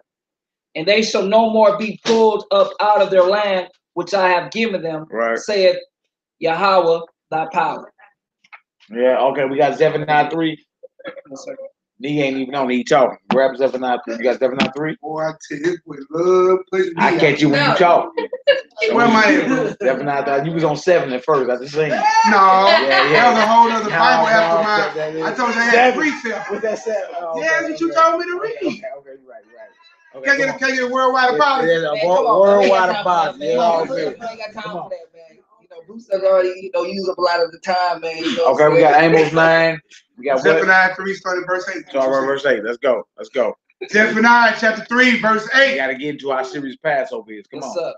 Therefore, you flipping fast. Hold on, let Boo Boo get there. She flipping fast over there. This boy got no filters. The Matrix. Boo Boo in the Matrix. Well, you should see them pages flipping. Zephaniah in the Old Testament. Zephaniah. Start around chapter 3. We'll start around verse 8. I'm gonna show you how powerful it's gonna be when our captivity is reversed. Because it ain't just like we here in America. We scattered to the four corners. When the Most High break the economy of every nation around here, everybody back get broken, they go belly up. Because you was the original commodity. You the ones that was trading on the stock market. Negroes for sale. Huh? The slave ships had insurance policies, huh? You understand? It didn't profit them none for them to lose what they got insured. Because there was brush jumping over ship. Like, look, I'll die before I get there. That didn't profit them who was bringing you. Because they have insurance policies over your flesh. You feel me? Like the birth certificate now, almost. Birth certificate, social security cards, maritime admiralty law, everything is in all caps, from your bills, your driver's license, to your social security, to your hospital bills, whatever you're talking about is in all capital letters. That's a whole nother topic. I'm sure that study comes up. Yeah. Boo Boo know all about it. We ain't gonna get started. But look, all right, where we at? Let's get it. Zephaniah 3 and 8. Therefore, wait ye upon me, said the Lord. So we gotta have patience, right? Because the Most High Yah say, wait on me. When I move, I'm gonna move. Go ahead. Until the day that I rise up to the prey. To the who? To the prey. That means if he's rising up to the prey, that means he's a predator. That means he's hunting. So he's telling his people, look, wait on me. I got you. All right, go ahead. For my determination is to gather the nation, that I may assemble the kingdom, to pour upon them my indignation. Yeah. Even all my fierce anger. For all the earth shall be devoured with the fire of my jealousy. He said the entire earth is going to be devoured with the fire of his jealousy. So he's telling his faithful, wait on me. I got you. I'm going to burn this whole thing up. Same thing it said in 2 Peter. The elements are going to melt with fervent heat. Oxygen will be no more. And the heavens are going to pass away with a great noise, sonic boom. The prophet said the same thing. All the earth will be devoured with the fire of my jealousy. That's powerful. And you arguing over what? Like what you argue? Oh, like what you argue over? Nothing. You argue on nothing. That's why Tutu. You a daughter Zion. Y'all yeah, it's something to argue over her about. Tell it, bro. That's what's up. I'll praise. That's right. And now trip off this. Like we trip off a lot of our arguments that be petty. We realize that the earth is going to be devoured with the fire of God's jealousy. And you arguing over my bill a week late. I ain't got enough money. You feel me? Like the response should be fire and brimstone is coming. That's what's coming. Fire and brimstone. The earth is going to be ate alive with the fire of God's jealousy. Why? Because mankind has not obeyed God. Okay, go ahead, Al. What else to say? For then will I turn to the people a pure language. Yeah. That they may call upon the name of Yahweh to serve him with one consent. There's a pure language coming. Big. We argue all day. English, Spanish, Hebrew, whatever. The day coming, once he devour the earth, he's going to restore a pure language. One language, like I was saying. Go ahead. From beyond the rivers of Ethiopia, my suppliants, even the daughter of my dispersed, shall bring my offering. Showing you Ethiopia is in Africa, like Egypt is in Africa, and Israel is Northeast Africa. You feel me? When you read about Israel in the Bible, you're reading about a dark-skinned people. Yeah, you understand what I'm saying? So he said, even beyond the rivers of Ethiopia, so even beyond that Nile, he got people down the interior coast of Africa to this day. That's not Hamites, but you know, some of our people that believe in what it is. All right, go ahead, Al. Verse 11. Yeah. In that day shalt thou not be ashamed for all thy doings, wherein thou hast transgressed against me. For then I will take away out of the midst of thee them that rejoice in thy pride, and thou shalt no more be haughty because of my holy mountain.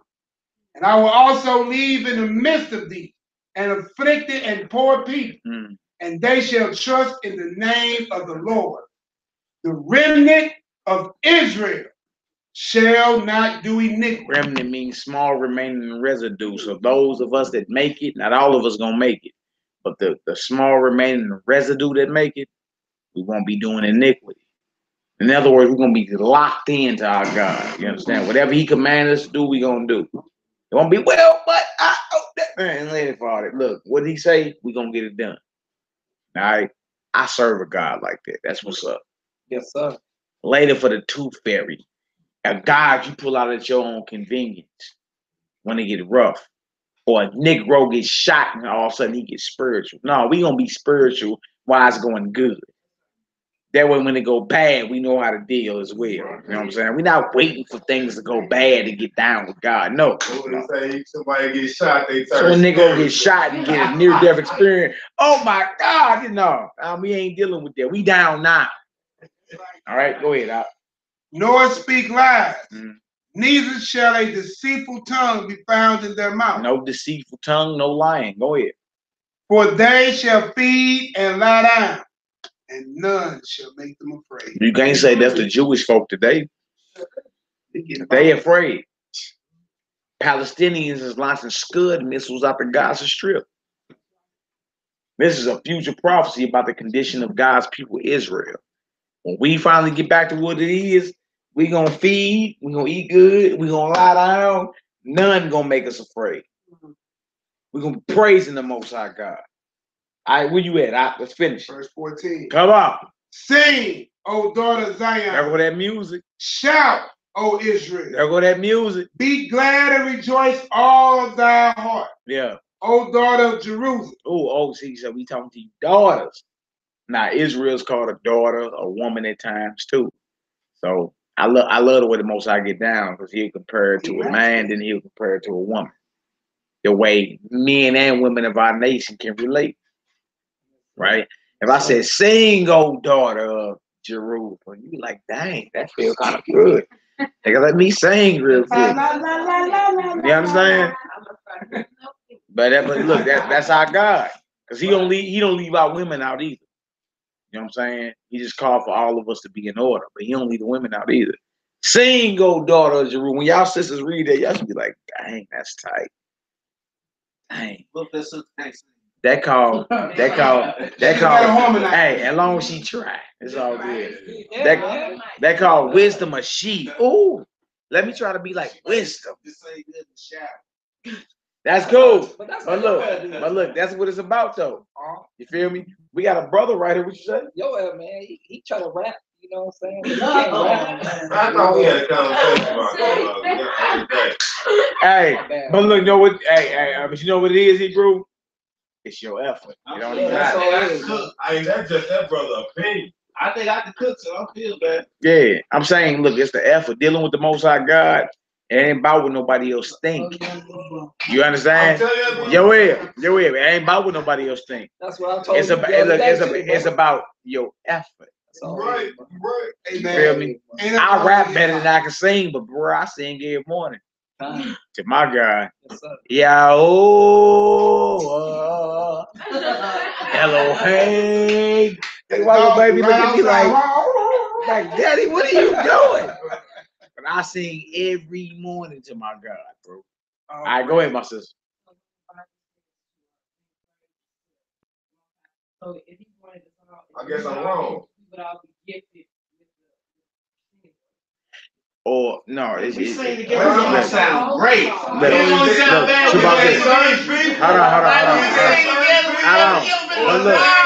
Hey, look. Now you too loud. Now look. It ain't look. Hey, your gift ain't based off what other people think. It's only based off your desire to please your God. Don't care. Like, look, you can say something right now, and that brother think you can't sing. Well, that's it. It don't even matter. It don't even matter. Your desire to lift up the name of your God is a sweet smelling sacrifice to him. So it don't matter. I'm not the best singer, but I sing every day to my God. You know what I'm saying? Boys be all jumping and scratching. They get mad because somebody's bitter because they just can't do nothing. Yeah. They just can't do nothing. Man. I can't play nothing. Yo, hell, like a little person. Like somebody. So my sister, it's the effort, okay? If you got effort to lift up the voice or the name of your God, no matter if you harmonizing, rapping, or singing, you feel me? That's a sweet smelling sacrifice to the Most High God. You feel me? Look, when you read the book of Psalms, that's a whole book of songs. The entire book is a book of songs. That's right. And he's saying to the chief musician, play that instrument right there. I'm about to sing to my God. You understand? And David was a man after the Lord's own heart. In other words, like he wasn't just a warrior that laid Goliath down. He was a skilled musician and he knew how to sing to his God, no matter what you think. That's right. Because if y'all walk past my crib and heard me singing every morning, y'all be like, nigga, what is you? Shut up! No, I'm gonna sing. I'm saying some people better off in chat. Yeah, I'm saying. But you're about this, Bruce, in your own corner. Can't nobody judge that. You feel me? It ain't like you you recording yourself, but in your own corner. Yeah, because when I'm in the bathroom on the toilet, bro, yeah, there you go. I knew he was gonna go there, bro. I know it, bro. He said I'm on the toilet. Go ahead. Yeah, like understand, like this is a movie that's been playing out. You just a part in the show. Like understand this, like you gotta go back. I'm gonna go all the way back to the beginning. You got Adam, you feel me? Then you got Enoch. We have men of the Lord that was on the scene, that was active soldiers in duty, handling that business for the Father. Regardless of what anybody else was saying, anybody else was doing, they was in active duty, front line, handle business. You feel me? So when Enoch had to give up the ghost, who else came up? Huh? You got Joseph. You got how many patriarchs we got? So if we come on now, my point being, I'm talking is right now. Who are the active soldiers in duty right now? That's right. Are they singing on their front line of what? They did done. Huh? They done ran their race. Huh? So what about now, right now? Who are the active soldiers in duty right now? That's us. And what they sing? What gotta be like that. Hallelujah. Shit, whatever I can sing, whatever tune, whatever I can do, that's what we got to do. We in active duty right now. You feel me? They have angels. Your wife knows They have angels singing to the Lord all the time. You know what I'm saying? Well, non-stop. You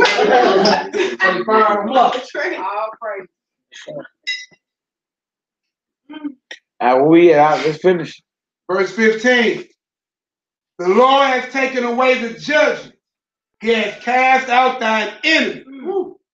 The King of Israel, even the Lord, is in the midst of thee. Thou shalt not see evil anymore. In that day it shall be said to Jerusalem, fear thou not, and to Zion, let not thy hands be slack. The Lord thy God is in the midst of thee, is mighty. He will save. He will rejoice over thee with joy. He will rest in his love. Hallelujah. All praise. He will joy over thee with singing. With who? Singing. Most I love music directed toward him. Ooh yeah. Yeah. Oh yeah. I thought it would be twisting hair in the kingdom singing. L-O-A. No. Yeah. Let's get her done. Verse 18. Boo-boo. I will gather these that are sorrowful for the solemn assembly, No. who are of thee, to whom the reproach of it was a burden. He said, I'm going to gather those for the solemn assembly, right? Like, that's us, man. You know what I'm saying? We've been cast down, destroyed. The Lord say, look, when I set my kingdom up, I'm going to gather those for my holy convocation.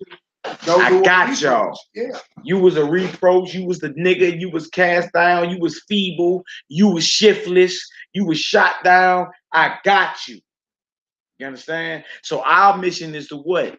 Be obedient to what God told us to do, man. We can't stress that more enough. Like, if you be obedient, brother, Most High God, and look, you ain't got to worry about nothing else. Just do it. It's just like your children. I got children. So the whole thing is, like, we'll put a smile on my face when I come through the door and they say, Daddy, I did this, and this. Everything you told me to do. I say, all right, little baby. That's what I'm talking about. Right. You feel me? And then at that point, you feel me? It's all blessings. Like, what you want to do? I want to go outside. I want to go to Monkey Joe's. I want to go to Chuck E. Cheese. And it's your joy to do that. Hey, it's my joy to hook you up. Yeah. It's my joy to hook you. You want to go where? I got you. You feel me? They don't want for nothing. It's the same with our God, man. You understand? Go ahead, Bruce. Didn't they say that was also like the angel music? Yeah. Some people be misinterpreted. Yeah. Now, true about this. Now, you got music. We grew up with music misinterpreted, right? Now, true about this. True about bust a nigga head, F a hoe, shoot the club. Hey, boy, look at that smile on that boy face. Shoot the bust a nigga. Boy, Trauma. That music. Hey, look, that music.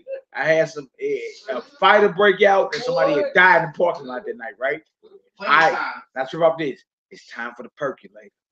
It's time for the percolator. A lot of daughters get that. A lot of daughters get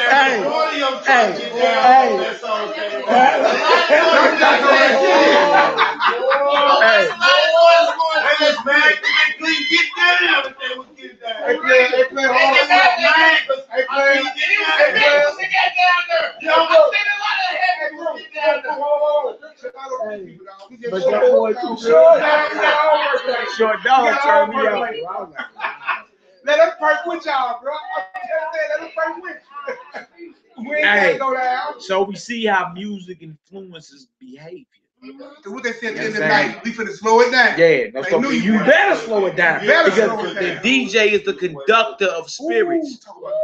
He can play a certain song and everybody be shooting over it.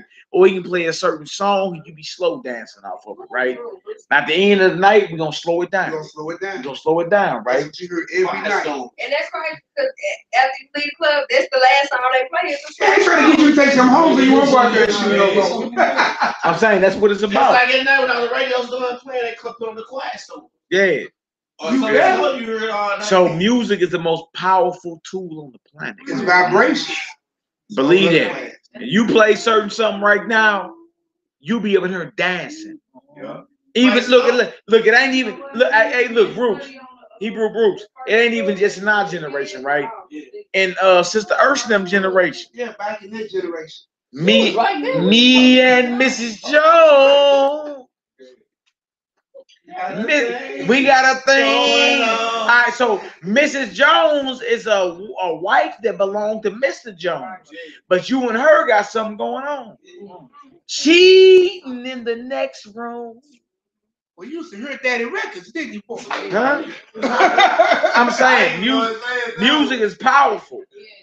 You dig? We lay. So look, look about this. The Most High God loved music, but He loved the music directed toward Him. Right. So while we in our knowledge, we need to be directing that toward Him, man. Don't even ask me about these cats. Like when I was out in the world, when I was young, you could ask me about whoever, and I know all their lyrics. But the past, I've been in the script going on. This is my 13th year, right? Last cat I really listened to before I got into the scripture, or while I was getting into the scripture, was Young G's. I went from old school Chevy. That's a lot. Look, anybody after him, because Boosie was out before then too. So anybody after Boosie and G, I don't even know who really they is. Yo Gotti. Outside of that, you can't even ask me, say, Mally, who is that about? What? I wouldn't even be able to tell you because I don't listen to it. You know what I'm saying? It's an evil vibration. Dig? My cousin listened to Kevin Gates. So I know who he is. My cousin listens to him, right? But he what's that? But look, he talking about doing something unlawful while a woman is on her period. They're ill. And she has sisters scratch their neck. Yeah, that's what I'm saying. It's like everything is a wicked vibration now. And in one of his songs, he said he's the way, the truth, and the light. Yeah. Wow. He's not Messiah, but Messiah say, I'm the way, the truth, and the light. And then on one interview, he said, nigga, I worship the devil. Yeah, I put that up. I don't rock. Look, the devil is my enemy. The hell with that nigga. All right? What about DMX? Him too. And I grew up listening to X, but look, I got blood on my, because there's no remorse. I got blood on my, because I'm a nasty Negro. But I'm saying, like, he got a lot of songs saying he sold his soul to the devil. Then he got one to my Lord, send me a sign. I know, but the Most High don't play both sides. If you down with the Most High, you got to be flaming fire for him. You can't say I'm down with the devil one second and down with God the next. Kanye West said, I sold my soul to the devil. It was a crappy deal. but it came with a few toys like a Happy Meal. It's the same Negro that said Jesus walks with me. No, Revelation 3:16 say, if you lukewarm, I'm gonna spit you out my mouth. I ain't dealing with nobody lukewarm. You better die hard for me. And look, I can honor and respect and worship a God like that. That's what I'm talking about. Give me an alternative. Like, look, I ain't going the other way. If you going that way, you don't fuck with me. I can roll with. I can roll with it. In the street, Yeah. What you need, bro? Key. All right, where we at? Let's finish it off. We gotta get to the points of what's it called? Looking at verse 19. Behold, that back pocket. Yeah, it's this key right here. Now look, when you open the door, the alarm gonna sound. Stick that in the ignition and turn it. All right, go ahead out. Verse 19. Yeah. Behold, yeah. At that time I will undo all that afflicted. So all the heathens that afflicted us, from the clans to the neo-Nazis to even to our own people. Most I say at that time, I'm undoing everybody that got at you. Everybody got at you got to answer. I worship a God like that, bro. Vengeance is the Lord. It ain't like you doing it. Vengeance is the Lord's. Go ahead. And I will save her that host and gather her that was driven out.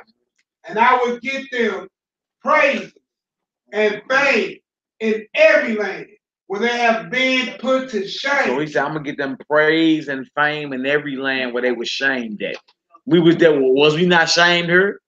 Yeah. We were shamed in this land. And most I say, by the time I redeem y'all, every place where y'all was shamed and put to shame, man, I got you. Every place where you was put down in, I'm going to get you praise and fame in that land.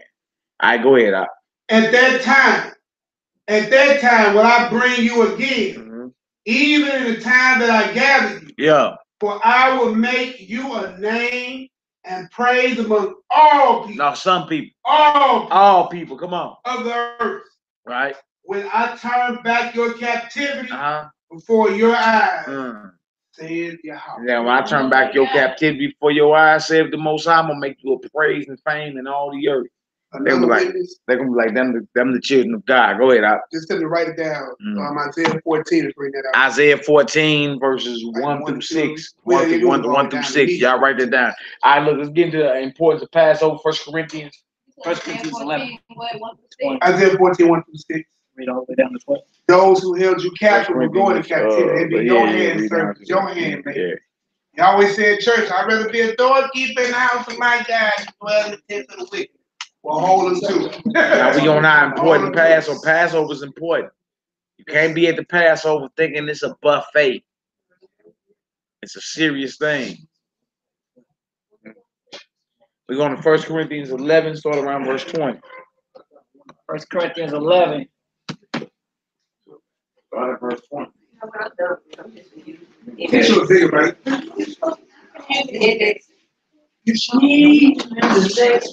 First Corinthians 11, verse 20.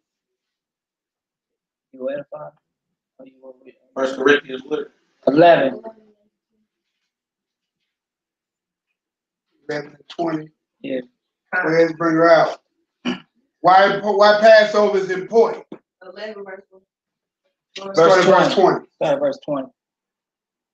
When ye come together, therefore, into one place, this is not to eat the Lord's Supper. So the whole purpose ain't, like he said, it's not a smorgasbord. You ain't supposed to come there with the mindset, oh boy, they got that lamb roasted, boy, they got them fiddles, boy, they got all kind of good eating over there. Boy, hey, look, let's just go. Go ahead, Bruce. Verse 21. For eating, everyone taketh before other in his own supper. So look, you supposed to already be satisfied. You ain't supposed to come in there like you starve yourself for that whole day, like, yeah, thing, go down here and eat all the meat. Go ahead and say you should already be good. And one is hungry, and another is drunken. What?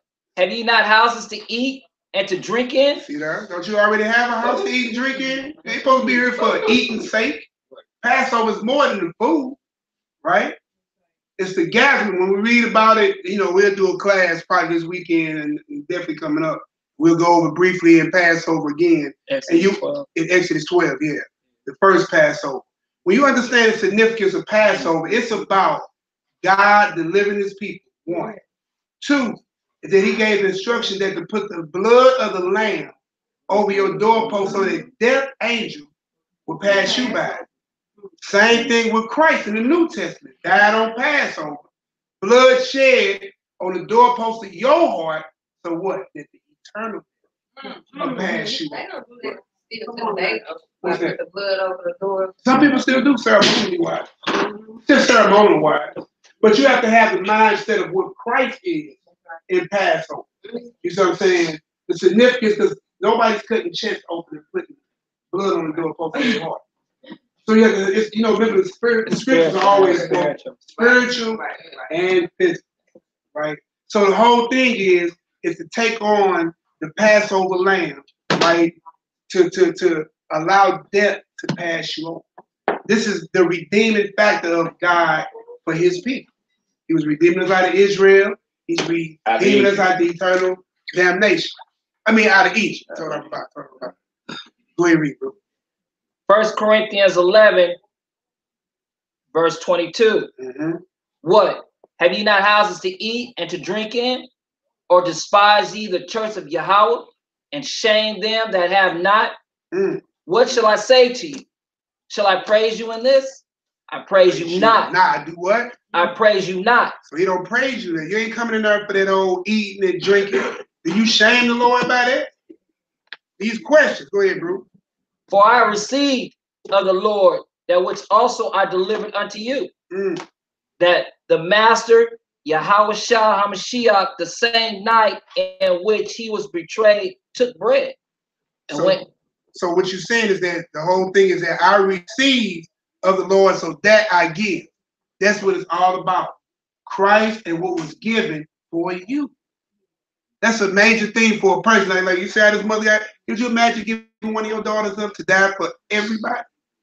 See, that's how major it is. That's the type of love he has. Right there. I'm gonna send my own. That's some love. That's some love. That's some love. I got 7 children. You sure like to spare one. If I need to rethink this thing. Okay. Go ahead, bro. Verse 24. And when he had given thanks, he brake it and said, take, eat. This is my body, which is broken for you. This do in remembrance of me. This do what? In remembrance of me. So this is a memorial thing. See what I'm talking about? So that's when you take the bread, break it, signifies the body, which was what? Broken, given for you, for the redemption of you. Keep going. After the same manner also he took the cup, when he had supped, saying, this cup is the New Testament in my blood. This do ye, as oft as ye drink it in remembrance of me. So all this is doing Passover. Bread is breaking, which we'll have that. We always had the bread. We also had the wine, and we'll toast up as a camp or a fellowship or an assembly, like most people do. And then that, you know what I'm saying, we doing this in remembrance of Christ. Not about the everything else that's on the table. We're supposed to eat in haste anyway. It wasn't about coming there and sitting there chill, getting a fat belly, and then sitting there trying, oh, Lord, we got to give them about it. No, you're supposed to eat, so you won't be starving on the road. This is haste. Boom, boom, boom, boom, boom. We out of it. You see what I'm saying? But it was about the broken body of Christ and the blood that was shed. So you could be brought into the new covenant, which is the same as the old covenant. Go ahead, bro. Verse 26. For as often as ye eat this bread and drink this cup, ye do show the Lord's death till he come. His birthday. The Lord's death till he come. So the Lord told us we're supposed to be remembering his death. You don't see no birthday parties of Christ in here. You don't see none after when he was born, after he lived, after he died. He said, remember my death, right? Notice how the Most High is trying to teach us to always remember. Remember. Keep these, remember this. Because like you say, these are comfort. So when you're going through the stress, like, man, I'm getting my back with it. I got my back. Man, I remember, man, I lost everything. I never had nothing. You see what I'm saying? Lord, man, why are we going through all these curses? Well, the Bible told you. Because you transgressed my law, then these curses will be poured out upon him. Because he gave, see, once God give you a condition, then it ain't on him no more. He said, choose ye this day, life or death, blessings or curse. Once you put that on the table, who fought it?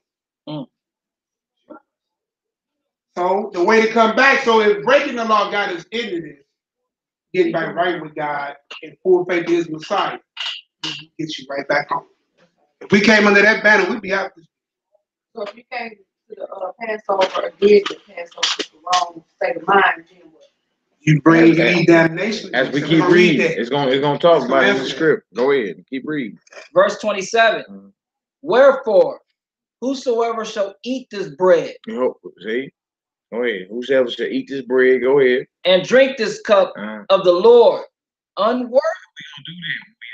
Like this is his body, this is his blood. You did. We're gonna drink the wine. We're gonna eat the unleavened bread. Like we're gonna actually do what they attempt to do every first Sunday at church. But this only happens once a year. It's Passover. There's no first Sunday of church that you do communion. Bible, biblically speaking, it was at Passover, where he broke bread with his disciples and he said, look, y'all drink that wine. I ain't drinking none of it. I drink with y'all again in my Father's kingdom. If y'all find worthy, you drink with me again. But y'all drink the rest of it amongst yourselves. I'm cool. I'm cool. Hours later, he was crucified and put to death. You feel me? So when he say this is my body, when we eat that unleavened bread, and this is my blood for the new covenant, we drink that wine, bang. You bringing yourself into the bond of the covenant. Now, if you're not focused on that, you're gonna be on some. Dang, look at all this food. Look at that. Wow.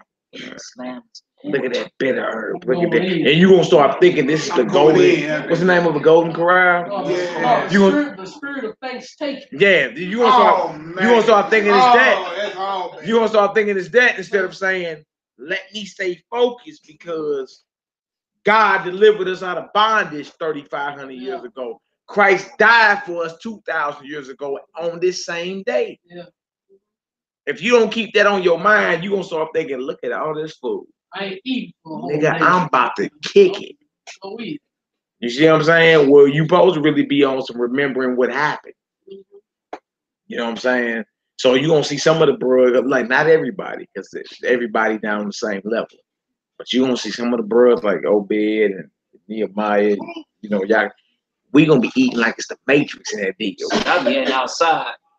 And we get back to the fellowship. And then we right back to patrolling the doors and making sure everything cool. But we eat quick. Because the scriptures say eat the Passover quickly. In haste. Eat it in haste. Because you could be leaving captivity tonight. Yeah, but we over there, oh, nigga, yeah, it's all good. No, you gonna be eating that quick, like in the Matrix, like, yeah. All good. What y'all need me to do? Go out the door? I'll be at the door. Shoes on your feet, staff in your hand, and your loins girded. Be ready to go tonight. Because the Lord could bring plagues on America tonight and deliver y'all up out of this deal. Now, how you gonna be doing that if you heat on? And your eyes bigger than your stomach. And you drunk So read that, because this is a warning for those that want to keep the Pesach or the Passover, but they mind, feel me? They think this is a family reunion. No, this is the Lord's feast in which He did something serious for you. He dropped the most powerful nation on the planet at that time and delivered you. So you both be in a certain mindset. All right, come on, Hebrew. What it say? Wherefore, whosoever shall eat this bread and drink this cup of the Lord unworthily. On who? Unworthily. Unworthily. Go ahead. Shall be guilty of the body and blood of the Lord. And you might, if you drink it eat or drink this unworthy, you might as well have killed the Messiah yourself. It's just letting you know this. Look, be serious about this. Don't be, girl. Yeah, we finna go eat some lamb and get off all that. Yes, we're going to eat lamb. Yes, we're going to eat good. But keep on your mind the sacrifice that was laid down so you can eat today. If we forget that, we ain't no good. We just as guilty as the ones that killed. That's what that's saying. It's like the main thing we need to focus on just drinking and eat the flesh and drink the food. Eat the bread, drink the wine. You feel me? But look, Bruce, it's like this. Just remember what the sacrifice that was laid down. You feel me? Like, look, you wouldn't even have a Bible today had not that sacrifice been laid down. There would be no Bibles to go and get at Family Dollar or Dollar Tree if you had not, if that sacrifice of what God sent was laid down for us. There would be none of this had not Moses been faithful in what he was called to do. So we remember those that came before us and say, look, they straight put their lives on the line so you could breathe today. Look, today the heathen got what's called a what? A Memorial Day. And they remember all their dead soldiers. But you don't remember none of yours. See, they got that dead from you. When they had that fight on the beach in Massachusetts, killed the mass Negroes and put them in the ground. Yeah. And the Negro slaves went back and dug those dead bodies up and had a memorial. That's where that first Memorial Day came. You see that? So look, even your holidays got some type of significance to it. But we, the people of God, we need to be focused on His holy days. Holy, right? Go ahead, sister. Go ahead. So if your heart isn't right, and perhaps you're attending the Passover because you want to accommodate your spouse. So your heart isn't right, but only you would know that, the Most High would know that. Would it be better if you didn't attend, or if you attended and didn't participate? Yeah, like if your heart not right. Now we're not talking about because you have an argument with somebody or something like that. We talking about like in your mind you like, I can't stand this. I don't believe in that guy like I don't believe really in that. But I'll go because you my wife and the kids going. That's really not. Yeah, I couldn't call that healthy. He shouldn't come. He shouldn't. Because look, we witnessed. I mean, I don't. Oh, you was there that. Yeah, I was there. You was there that year. We witnessed the Most High choke somebody out years ago. And look, the white stuff that was coming out of his mouth is what's called croak. Is what come out of people's mouths when they have seizures, right? And the night before, while we was prepping the Passover, I told the elders and them, man, I know y'all heard what he's saying. It was like, leave him alone, man. I'm like, leave him alone. Look, he blaspheming. He's saying what we believe in the same as voodoo. I swelled up on the bro. Like, I ain't gonna lie, I swelled up on him. Like, man, get your ass up out of here. You feel me? Everybody's like, man, chill out, whatever. So I called one of the elders next day. I said, man, look, I know he's supposed to give a speech. He don't need to be up there. Yep, you feel me? Based off what he believe and what he's saying, he don't need to be up there. He already paid his way. He came up there, right? He out there. He was like, he from Haiti. Yeah, you know, he tried to talk about the Most High, and then immediately his throat froze up. And threw his finger up, right? Man, I elbow bro next to me who else we was over, right? So he tried to swallow some spit, get his throat together. He said something else that the Most High. Elbow bro again. I'm like, man, you see what's happening, right? Bro, next time he tried to speak, he darted to the trash can, right? His whole head and his shoulders in the trash can like that. All white stuff coming out of his mouth. All white stuff coming out of his mouth. I'm elbowing bro and them down with him like, man, I know y'all see this. I told y'all to let this bro speak up here. Cause he blaspheming. I already knew what he was on, right? Man, he ended up croaking. Said it like he had an oatmeal beard after that. You know what I'm saying? Like the nappy beard, yeah. Extra juice and throw up all up in your beard and all that. He ended up having that, and then somebody tried to come to his rescue, and he was like, "No, my brother got me," or whatever. And then he was escorted. His woman ended up escorting him out of like, we need to get him out of here. You tripping? So we witnessed the Most High on Passover jack somebody up because they were trying to compare what we believe in to voodoo. You know what I'm saying? And the night before, I was static. I was ready to go there with him. Like, bro, look, you need to get up out of here. They're like, look, Malik, I'm like, look, later for the calm down. He tripping. You know what I'm saying? Next day, Lord choked him out. I witnessed it. I was up there reading it, and I seen him going, and he kept doing that. I'm like, he getting choked out. Yeah, I kept elbow on bro. Like, he getting choked out. Look at him. And man, I'm talking about the bottom quarter of the trash can. He filled up with white throw up. No food on that, was croak. It's the same thing that come on people's mouth when they have seizures. It's croak. You know what I'm saying? He fills it up. And his woman came and grabbed him afterwards, and they walked about her. I ain't seen him since. That was 2011. Now that was 2012. My son was a couple months old. That was 2012 Passover. You feel me? So we gotta take this thing serious, is what I'm saying. Understand why you there. We're not there just to eat. We gonna eat and enjoy. It's gonna be some good food, some good eating, but understand why you there spiritually before you even take a bite of anything. Okay? What else we got? Come on. First 1 Corinthians chapter 11, verse 28. Yeah. But let a man examine himself. Let a man who? Examine himself. Examine yourself. Are you really here for what thus saith the Lord, or are you here to please somebody else? Oh man, look, I'm here to please the Most High. I ain't tripping on nobody else. Care about nobody else. All right, go ahead. And so let him eat of that bread. So if you examine yourself, eat that bread. If you there to please your God, eat that bread. Go ahead. And drink of that cup. And drink that wine. Go ahead.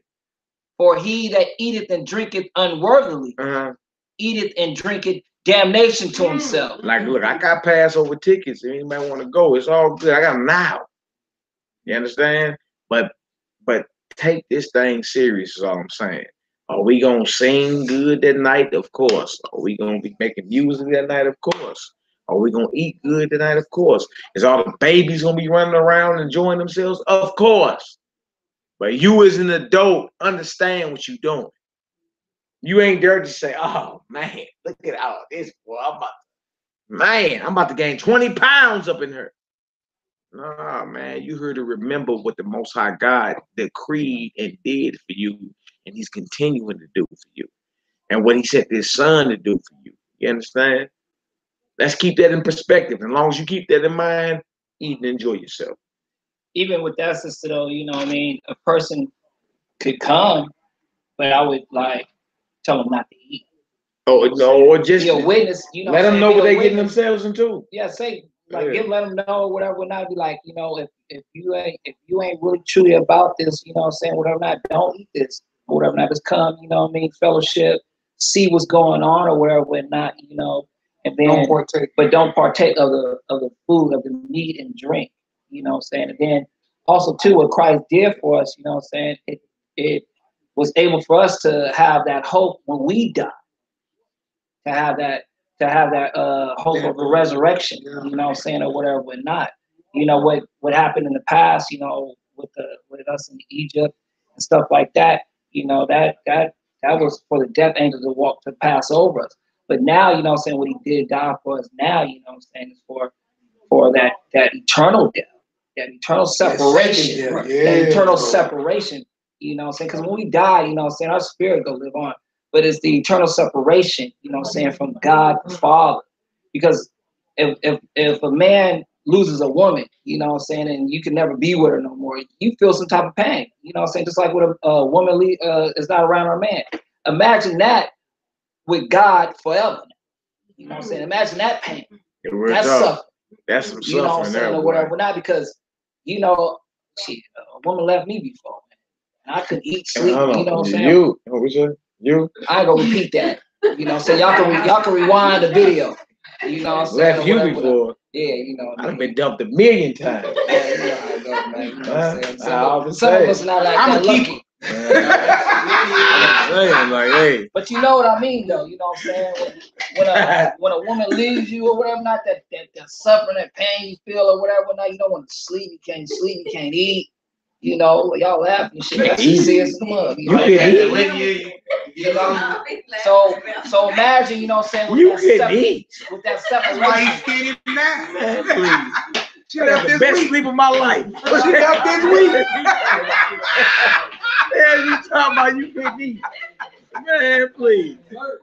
That boy was singing, I can't eat, baby, without you in my life. Baby, I deserve. First Corinthians 11.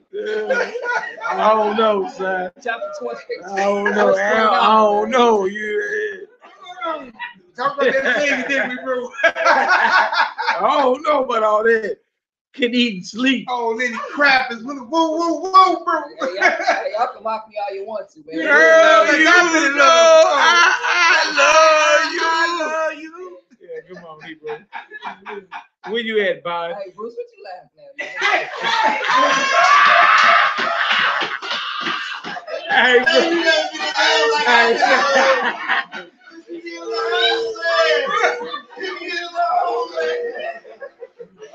Hey, hey, look at him. Him on you too. Holla, Azariah, what up, bro? He said, hell no. Nah. Bruce said he couldn't eat. Hey, Bruce be doing that like this. Nah, I don't know about all that. You on me, bro? Okay. Yeah, I don't know. I love my sisters, but you know. Hey, but he's your brother. I love the sisters, but hey, you know. I'm not gonna lose no nanosecond of sleep. Best sleep I ever got in my life. I don't know, man. I was about 8 years. The mischief you get rid of. Sometimes you get the best sleep ever. Like, that got out of my hair. I would. But sometimes I'll be like, I don't even want to get personal, but it was the best sleep I had in my life. I'm like, oh my God, this is right on time. Hey, you're Bruce. I can't eat. Come on, let's get it. 1 Corinthians 11, verse 29. Yes, sir. For he that eateth and drinketh unworthily, eateth and drinketh damnation to himself. You eat and drink of damnation to yourself. Y'all see that? So take the Passover serious. Because if you have a different mindset of than what the Most High did for us and what Christ did to sacrifice for us, you'll be eating this wrongfully and you'll eat damnation. In other words, you'll be destroying yourself. You understand? You don't want to destroy yourself. No. And that ain't to scare nobody. Just come to the Passover with a mind that like, I'm going to remember what God did for us in Egypt, and I'm going to remember what Christ did for us on the execution stake. So if you got, let me ask you this: you have a spouse that ain't really feeling this, but just doing it because you doing it. You know, should you just go through strips first, like you said at home? Yeah, that would be good. If they still not feeling it, I'll see. Tell them stay at home. I'll be home. I'll be home after Passover. Right. Because you don't want them to eat damnation to themselves. And then you know what? Become. There you go. Stand in the void for him like that. That's strong. That's powerful. All right, go ahead. Not discerning the Lord's body. Yeah. But this cause many are weak. Oh, many are who? Many are weak. So you're not discerning the Messiah's body. You eating this unworthily. You eating damnation to yourself. And he said, this cause many are who? Are weak. Weak and what else? And sickly among you. And sick among us, amongst the body. You weak and you sick. What else? Go ahead. And many sleep. And many who? And many sleep. That ain't talking about sleeping, going to bed every night. That's talking about sleeping, dying. Oh wow.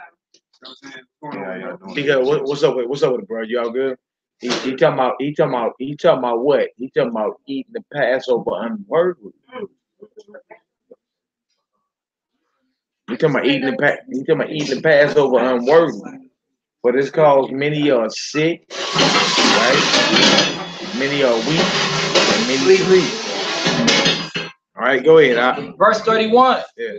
For when we judge ourselves, we should not be judged. So if we judge ourselves, meaning if we critique ourselves every night or whatever, would nobody else be able to judge you because you'll be going over to every day. Okay, dang, I tripped right there. I should have said that. I did this earlier. I should have did this.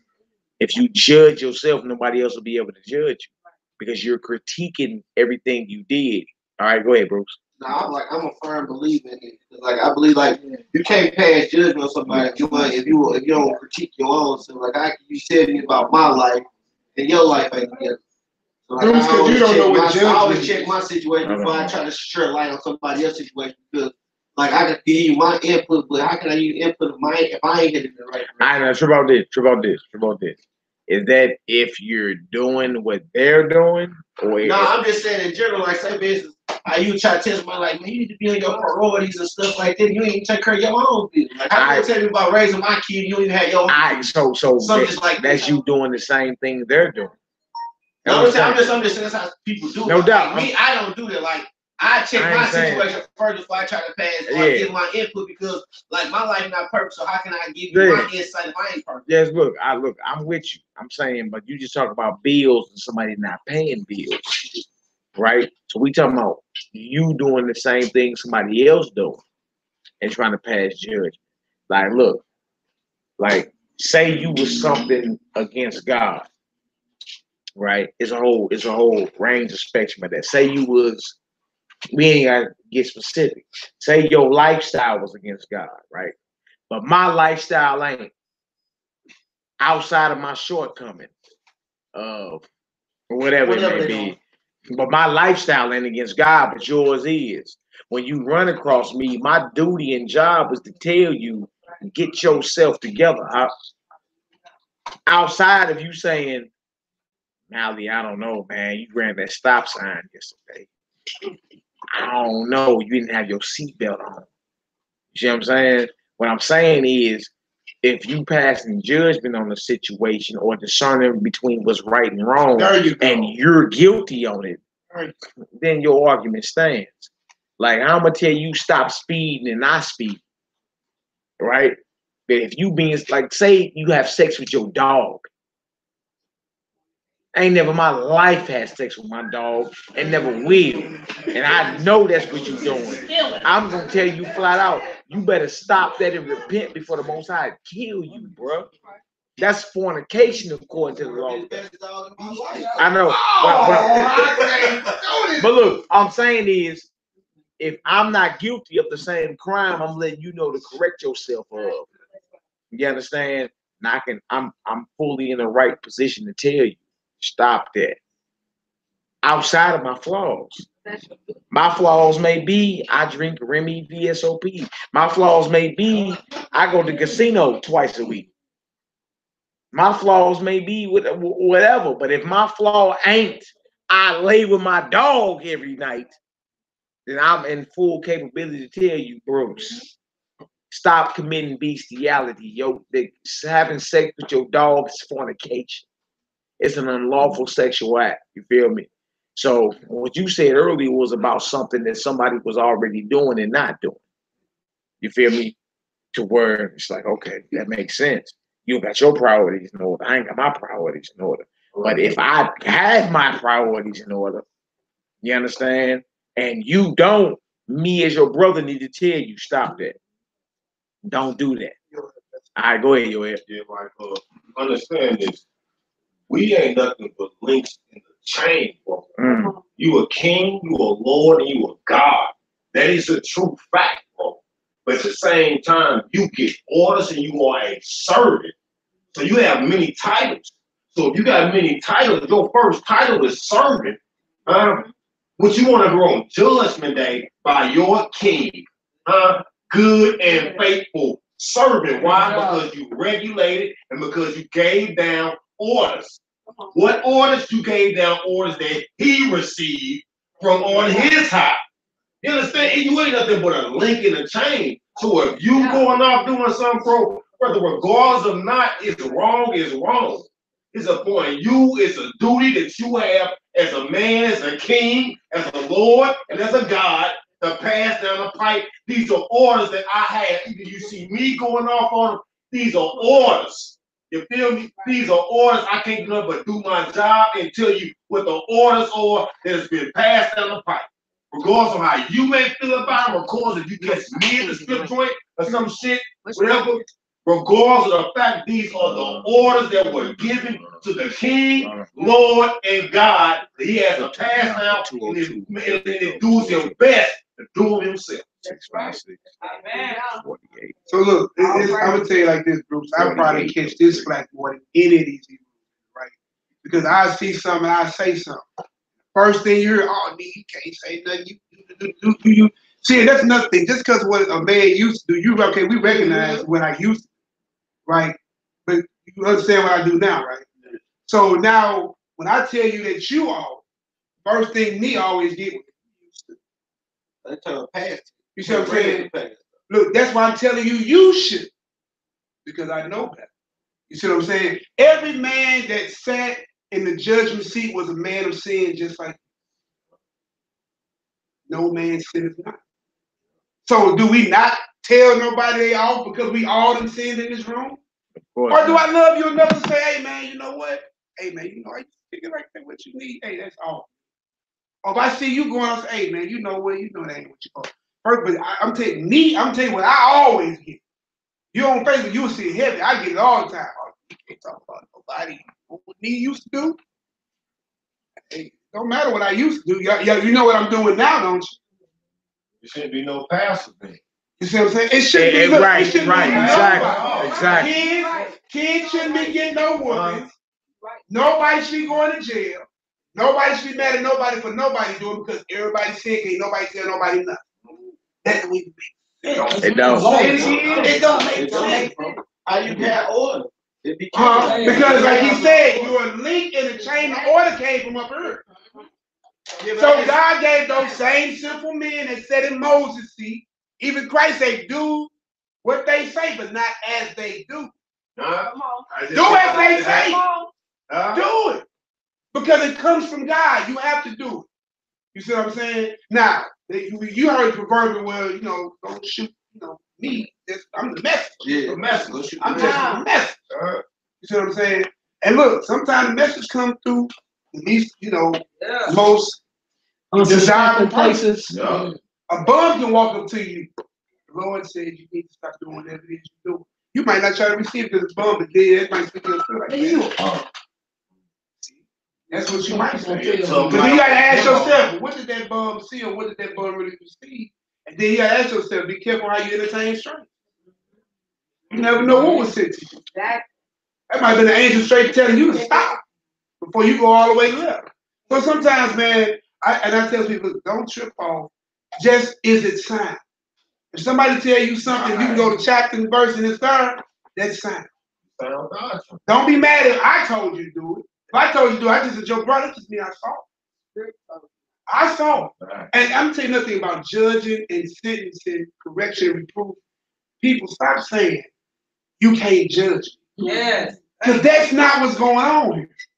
If I caught you sleeping with another man, the judgment is death. That example that brother gave you about bestiality, that judgment is death to you and that dog. That's right. So you ain't getting judged. You're getting corrected and reproved and edified. It's not judgment. So when people say, man, only God can judge you, you really don't want God to. You gotta tell them, because if I'm not judging, I ain't picked up a brick and hit nobody in this room. Exactly. I ain't judged nobody. So you can't be guilty of judging nobody, you feel me? Because you ain't put nobody to death for the crimes that they committed against God. And look, your great, me and Maddie talked this a long time, you too. Your greatest enemy is your enemy. Yeah. Fight yourself in the mirror, bro. You, like you said, sir, man, if you check yourself, then you get yourself together. Look, we didn't have to get caught doing certain stuff to say, I can't do that. Check yourself before you get checked. And if your brother see it, that's just love they told you. That's all. These two brothers. If he see his brother go off and vice versa, he loves his brother and say, hey man, why don't you come to Bible study? That's love that brought his brother here. That's love. Hey man, look, you know what I be on. You might not totally agree. Hey, but just come and listen. If you got a question, shoot it out, brother, all that shit. That's love. Man, he can come and take what he got. Whatever he say, you know, my brother, love me enough to make sure he's trying to save my soul and stuff. Real talk. Let me get a quick witness to what's talking about Ezekiel 33 and 9. Oh, if thou warn the wicked. Come on. They say, nevertheless, if thou warn the wicked of his way to turn from it, if he do not turn from his way, he shall die in his iniquity. But thou hast delivered thy soul. Therefore, O thou son of man, speak unto the house of Israel. Thus ye speak, saying, if our transgressions and our sins be upon us, and we pine away in them. That's like a pine tree. If you stick and it is sticking to you, you just can't get it off. You just can't kill that dead man. If we pine away in them, real talk. Yes.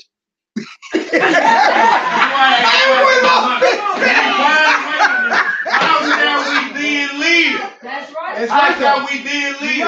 You right there. You right. How you gonna win if you stuck to your sins and you can't? And hold up. If you listen to that script, 9 and 10, it said if you tell you, so you have to tell the brother. That's right. You feel me? And then you don't want to pine away yours. That's a two-part situation. So you gotta tell them and then check yourself. Check yourself. Okay, then, like the brother said, almost. Make sure I'm circumspect.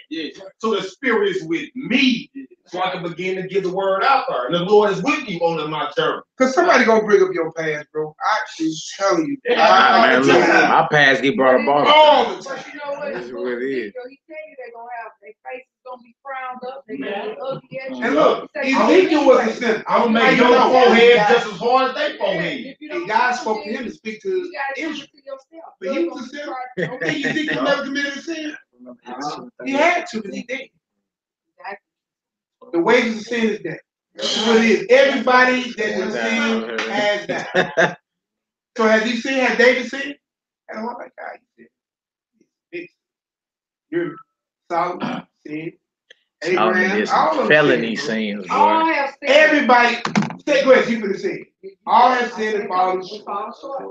That don't mean we don't sit here and it's like mom. Mom committed sins, right?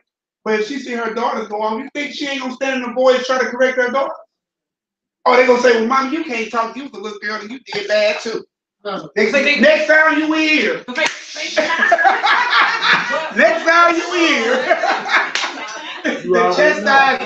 The chastisement shall be upon thee.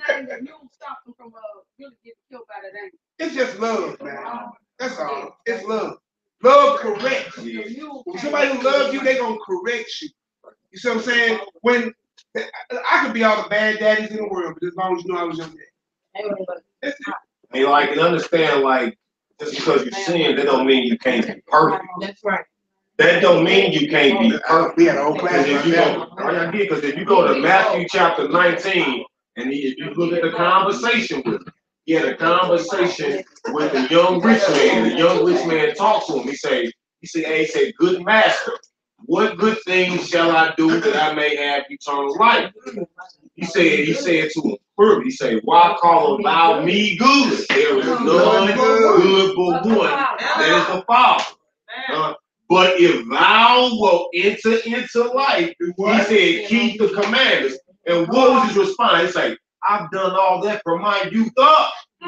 So we got the perfect individual, the perfect chin checker, perfect spiritual checker. He didn't say nothing about, you can't do that. He said, okay, if thou will be perfect, it's a two-part situation. He ain't had a faith.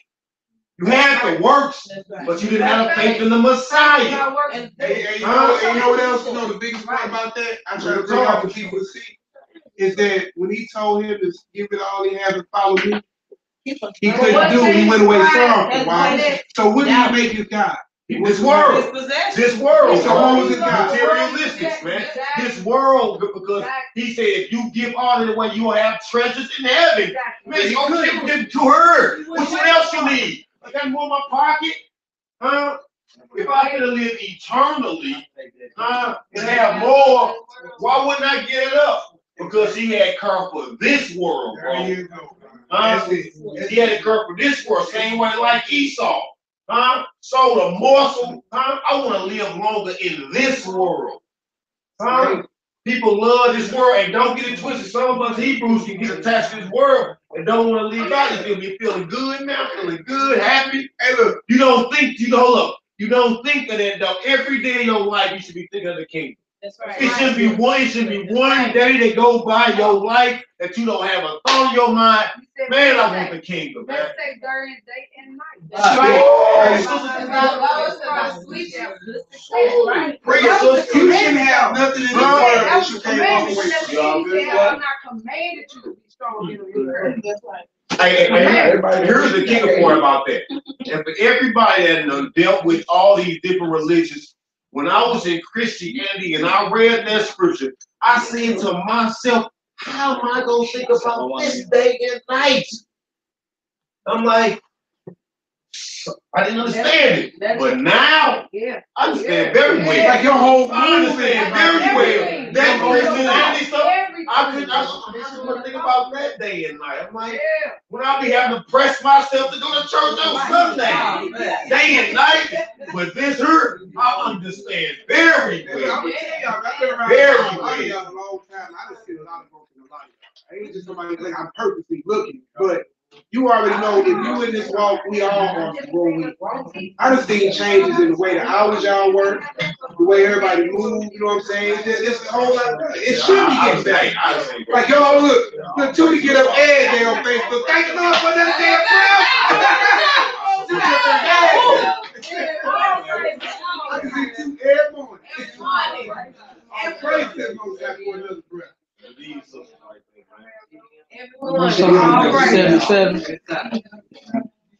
Where we at, bro? 1 Corinthians 11, Should be able to see it like 32. verse 32. Yep. But when we are judged, we are chastened of the Lord. That's what that whooping we just talking about.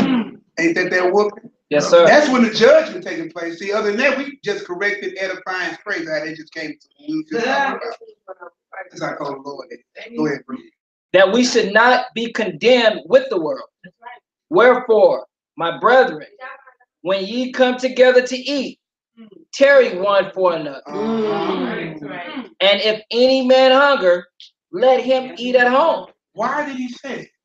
Remember this whole thing was talking about it's not about the food. Right. If you came here with just the mission of eating and hunger, then go home. This ain't why you here. You didn't come here to get a full belly. If the Lord is telling you to eat in haste, and you should be thinking that right now, you should be hearing that trumpet, like you say you should hear every first of the month, you supposed to be thinking that, look, the Lord was even getting prepared for the road. You don't need a whole lot. I'm going to take care of you while you're on the road in the wilderness. I gave you your manna, your quail, your water. You didn't need nothing. I just gave you enough to get up out of here to start the journey. Right. And don't forget to talk about that because we got to understand where this started at, man. When he brought our people up out of their first captivity. Well, not the first captivity. You know what? When you come Egypt wasn't the first. Egypt was the first captivity. Babylon? Egypt was the first captivity, bro. Egypt was the first captivity, right? So when you right. I stand corrected. I said, look, because you got to multiply in the land same way like that. I'm thinking Nimrod. I'm thinking you got the Planned Parenthood. Yeah, what it is. You got to keep killing them all. I'm just saying what my head was thinking. But you know what? When you go to the Passover, you actually begin to take everybody's mind frame should be is that they at the last supper with Christ. They sitting amongst them. When they begin to eat, they need to sit thick as if they sit right there at the table with Christ and taking it in. And then the matter with Judas, like a lot of our people be happy when Passover come up and it's going down. You should be mourning. Yes. You should be mourning for your Messiah. They said it was a gloomy time. It wasn't no sun shining. It was gloomy around that time. It was rough. Huh? The Messiah just got killed. Anybody that's talking of his name getting slayed. This was a rough time right here. And he was under captivity under Rome. The disciples need to stay away with him while he went to pray. Like, I come back, y'all sleep. Just ask y'all to pray for me. It was watching. And that's deep too, man. Like you said, if this cup could be passed, you know what? Not my will, but your will. Yeah. That's another thing. It's always about the Father. Way, Father, let it be so. And he told you in the book of Hebrews, because of the things he obeyed, he became the author of our what? Salvation. But what you just said, sister, about when Christ was in the Garden of Gethsemane and he was praying, and the disciples, they was falling asleep or whatever or not, you know, and that's right before, you know, all this transpired. Yeah, right before Passover, as we see as spirituals, we see a lot of, for lack of better words, fuck shit going on.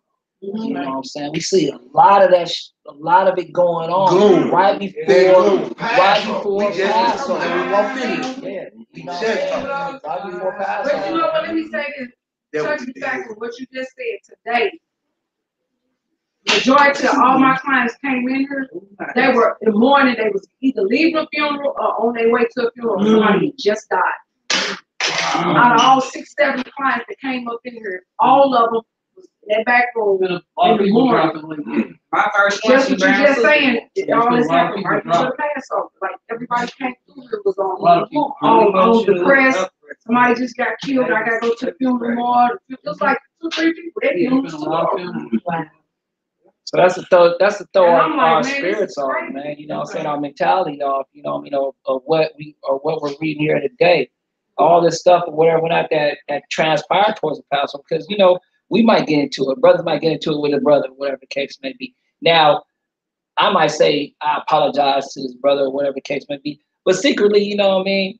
I'm still like feeling, you know what I'm saying? I want to punch this nigga in his mouth. You know what I'm saying? Whatever the case may be. You know what I mean? You could say sour. I don't know, man, but I that was real though. That was real. That was real. So then we go into Passover now, and we got the fake Joker smile on our face. You know what I'm saying? So what you doing to yourself? We eat damnation to ourselves, but we have that spirit to whereas we want to stay awake, like how the disciples wanted to. They wanted to stay awake in the Garden of Gethsemane, but them niggas was sleeping. You know what I'm saying? That's why where he said right here, where he says right here, for this cause many are weak and sickly among you, and many sleep. You know what I mean? So what you said earlier regarding, you know, saying regarding how our brothers were sleeping with Christ, you know, not with Christ, but while he was, you know, praying, that spirit, it's just that spirit that we have to remind ourselves, man, there's a wicked spirit, you know what I'm saying, that the devil put out, you know what I'm saying, even strong, even more powerful, not even more powerful, but more powerful than the rest of the year during this time. Yeah, he wants you to miss the morning. And that was like right after they had ate the Lord's Supper, that spirit of itis jumped on them, bro. That's why we gotta watch that too. You know what I'm saying? Don't come back to eat. So, you know what I'm saying? Let that spirit of itis jump on you. That last verse. Okay. Right after you get done eating. 1 Corinthians 11, verse 34. And if any man hunger, let him eat at home, that ye come not together unto condemnation. And the rest will I set in order when I come. See what I'm saying? So we now have a deeper understanding that the Passover is not about the meats, the eats, and all that. It's about the mindset and remembering what God has did. That was the last verse. About what the Most High has did for us, how He delivered us, how He brought us. You know what I'm saying? It's about you got a Psalm for us, Joel? Psalms 9. Psalm 9. Good session. I was getting ready to read up out of there, but yeah, just to hit over again, man. The importance of Passover is not about the meat, eats, and all that, man. It's about remembering what happened over 3,000 years ago. Remember what happened over 2,000 years ago with Messiah, and in hopes that the Lord would deliver us and bring us out of this captivity this time. Joel, you got that? You gonna read that 9? Yeah, bring that line out with you, bro. What man? Psalm 9, chapter 9, right?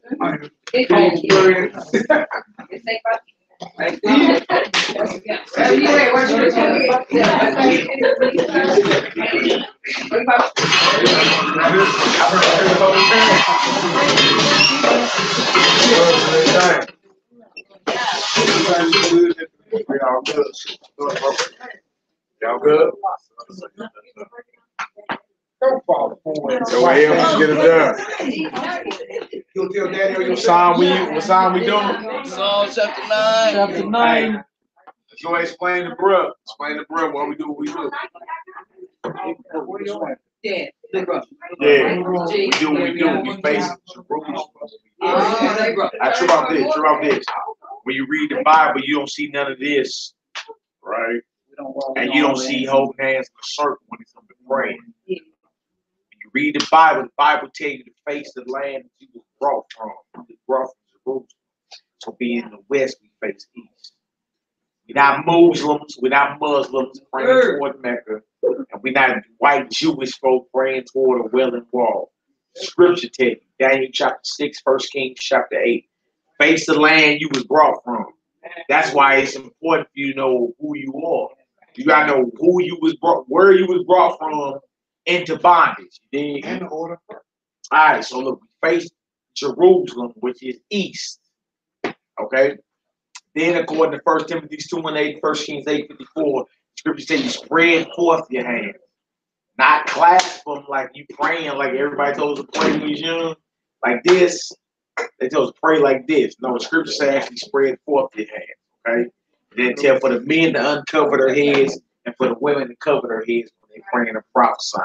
So everything we do is out the Bible. We're not making nothing up. Yeah, all right? West niggas. All right, my bro got it. Bring it on in, yo ass. Yo. What's this? What Psalm you? Psalm chapter 9. Psalm chapter 9. Oh, the song chapter 9. Shabbat shalom to the family, man. Shabbat shalom. All praise the Most High's permission. Psalms of David, chapter 9, verse 1. Yeah. I will praise thee, O Yahweh, with my heart. I will show forth all thy marvelous works. I will be glad and rejoice in thee. I will sing praise to thy name, O thou Most High. That's right. When my enemies are turned back, they shall fall and perish at thy presence. For thou hast maintained my right and my cause. Thou hast sat in thy throne, judging right. Thou hast rebuked the heathen. That's right. And hast destroyed the wicked. Yes. Thou hast put out their name forever and ever. O thou enemy, destruction are come to a perpetual end. That's right. And thou hast destroyed cities. Their memorials is perished with them. But the Lord shall endure forever. That's right. He has prepared his throne for judgment. That's right. And he shall judge the world in righteousness. Yes. He shall minister judgment to the people in uprightness. The Lord also will be a refuge for the oppressed, a refuge in time of trouble. And they that know thy name will put their trust in thee. That's right. For thou, O Yahweh, has not forsaken them that seek thee. Sing praises to Yahweh, which dwelleth in Zion. Declare among the people his doing. When he maketh inquisitions for blood, he remembereth them. He forgetteth not the cry of the humble. Have mercy upon me, O Yahweh. Consider my trouble, which I suffer of them that hate me, that lifteth me up for the gates of death, that I may show forth all the praise in the gates of the daughters of Zion. I will rejoice in thy salvation. The heathen are sunk down in the pit that made it, and in the net which they hid is their own foot taken. That's right. The Lord is known by the judgment which he executes. That's right. The wicked is snared in the work of his own hand. That's right. Yehikiah, Selah. The wicked shall be turned into hell. And all the nations that forget Yahweh. That's right. For the needy shall not always be forgotten. The expectations of the poor shall not be perished forever. Arise, O Yahweh, let not man prevail. Let the heathens be judged in thy sight. Put them in fear, O Yahweh, that the nations may know thyself to be put men. Hallelujah. Selah. Hallelujah. Selah.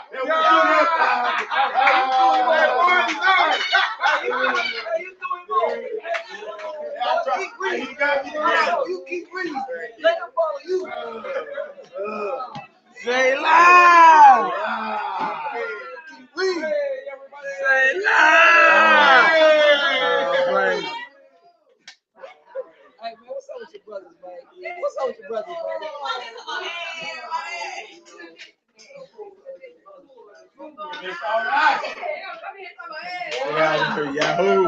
Yahoo. All praise, glory, and honor. Shabbat Shalom, family. You understand? Hey, class some more. Another session will be broadcasting live Sunday, the Hebrew Israelite Radio Network. Monday morning quarterbacking. 4-day stretch of script spitting. And the Most High be with us all. Shalom. What's up, Ted? What you been on? Staying low, working. What's up? What's up? What's up? What's going on, family? How you be?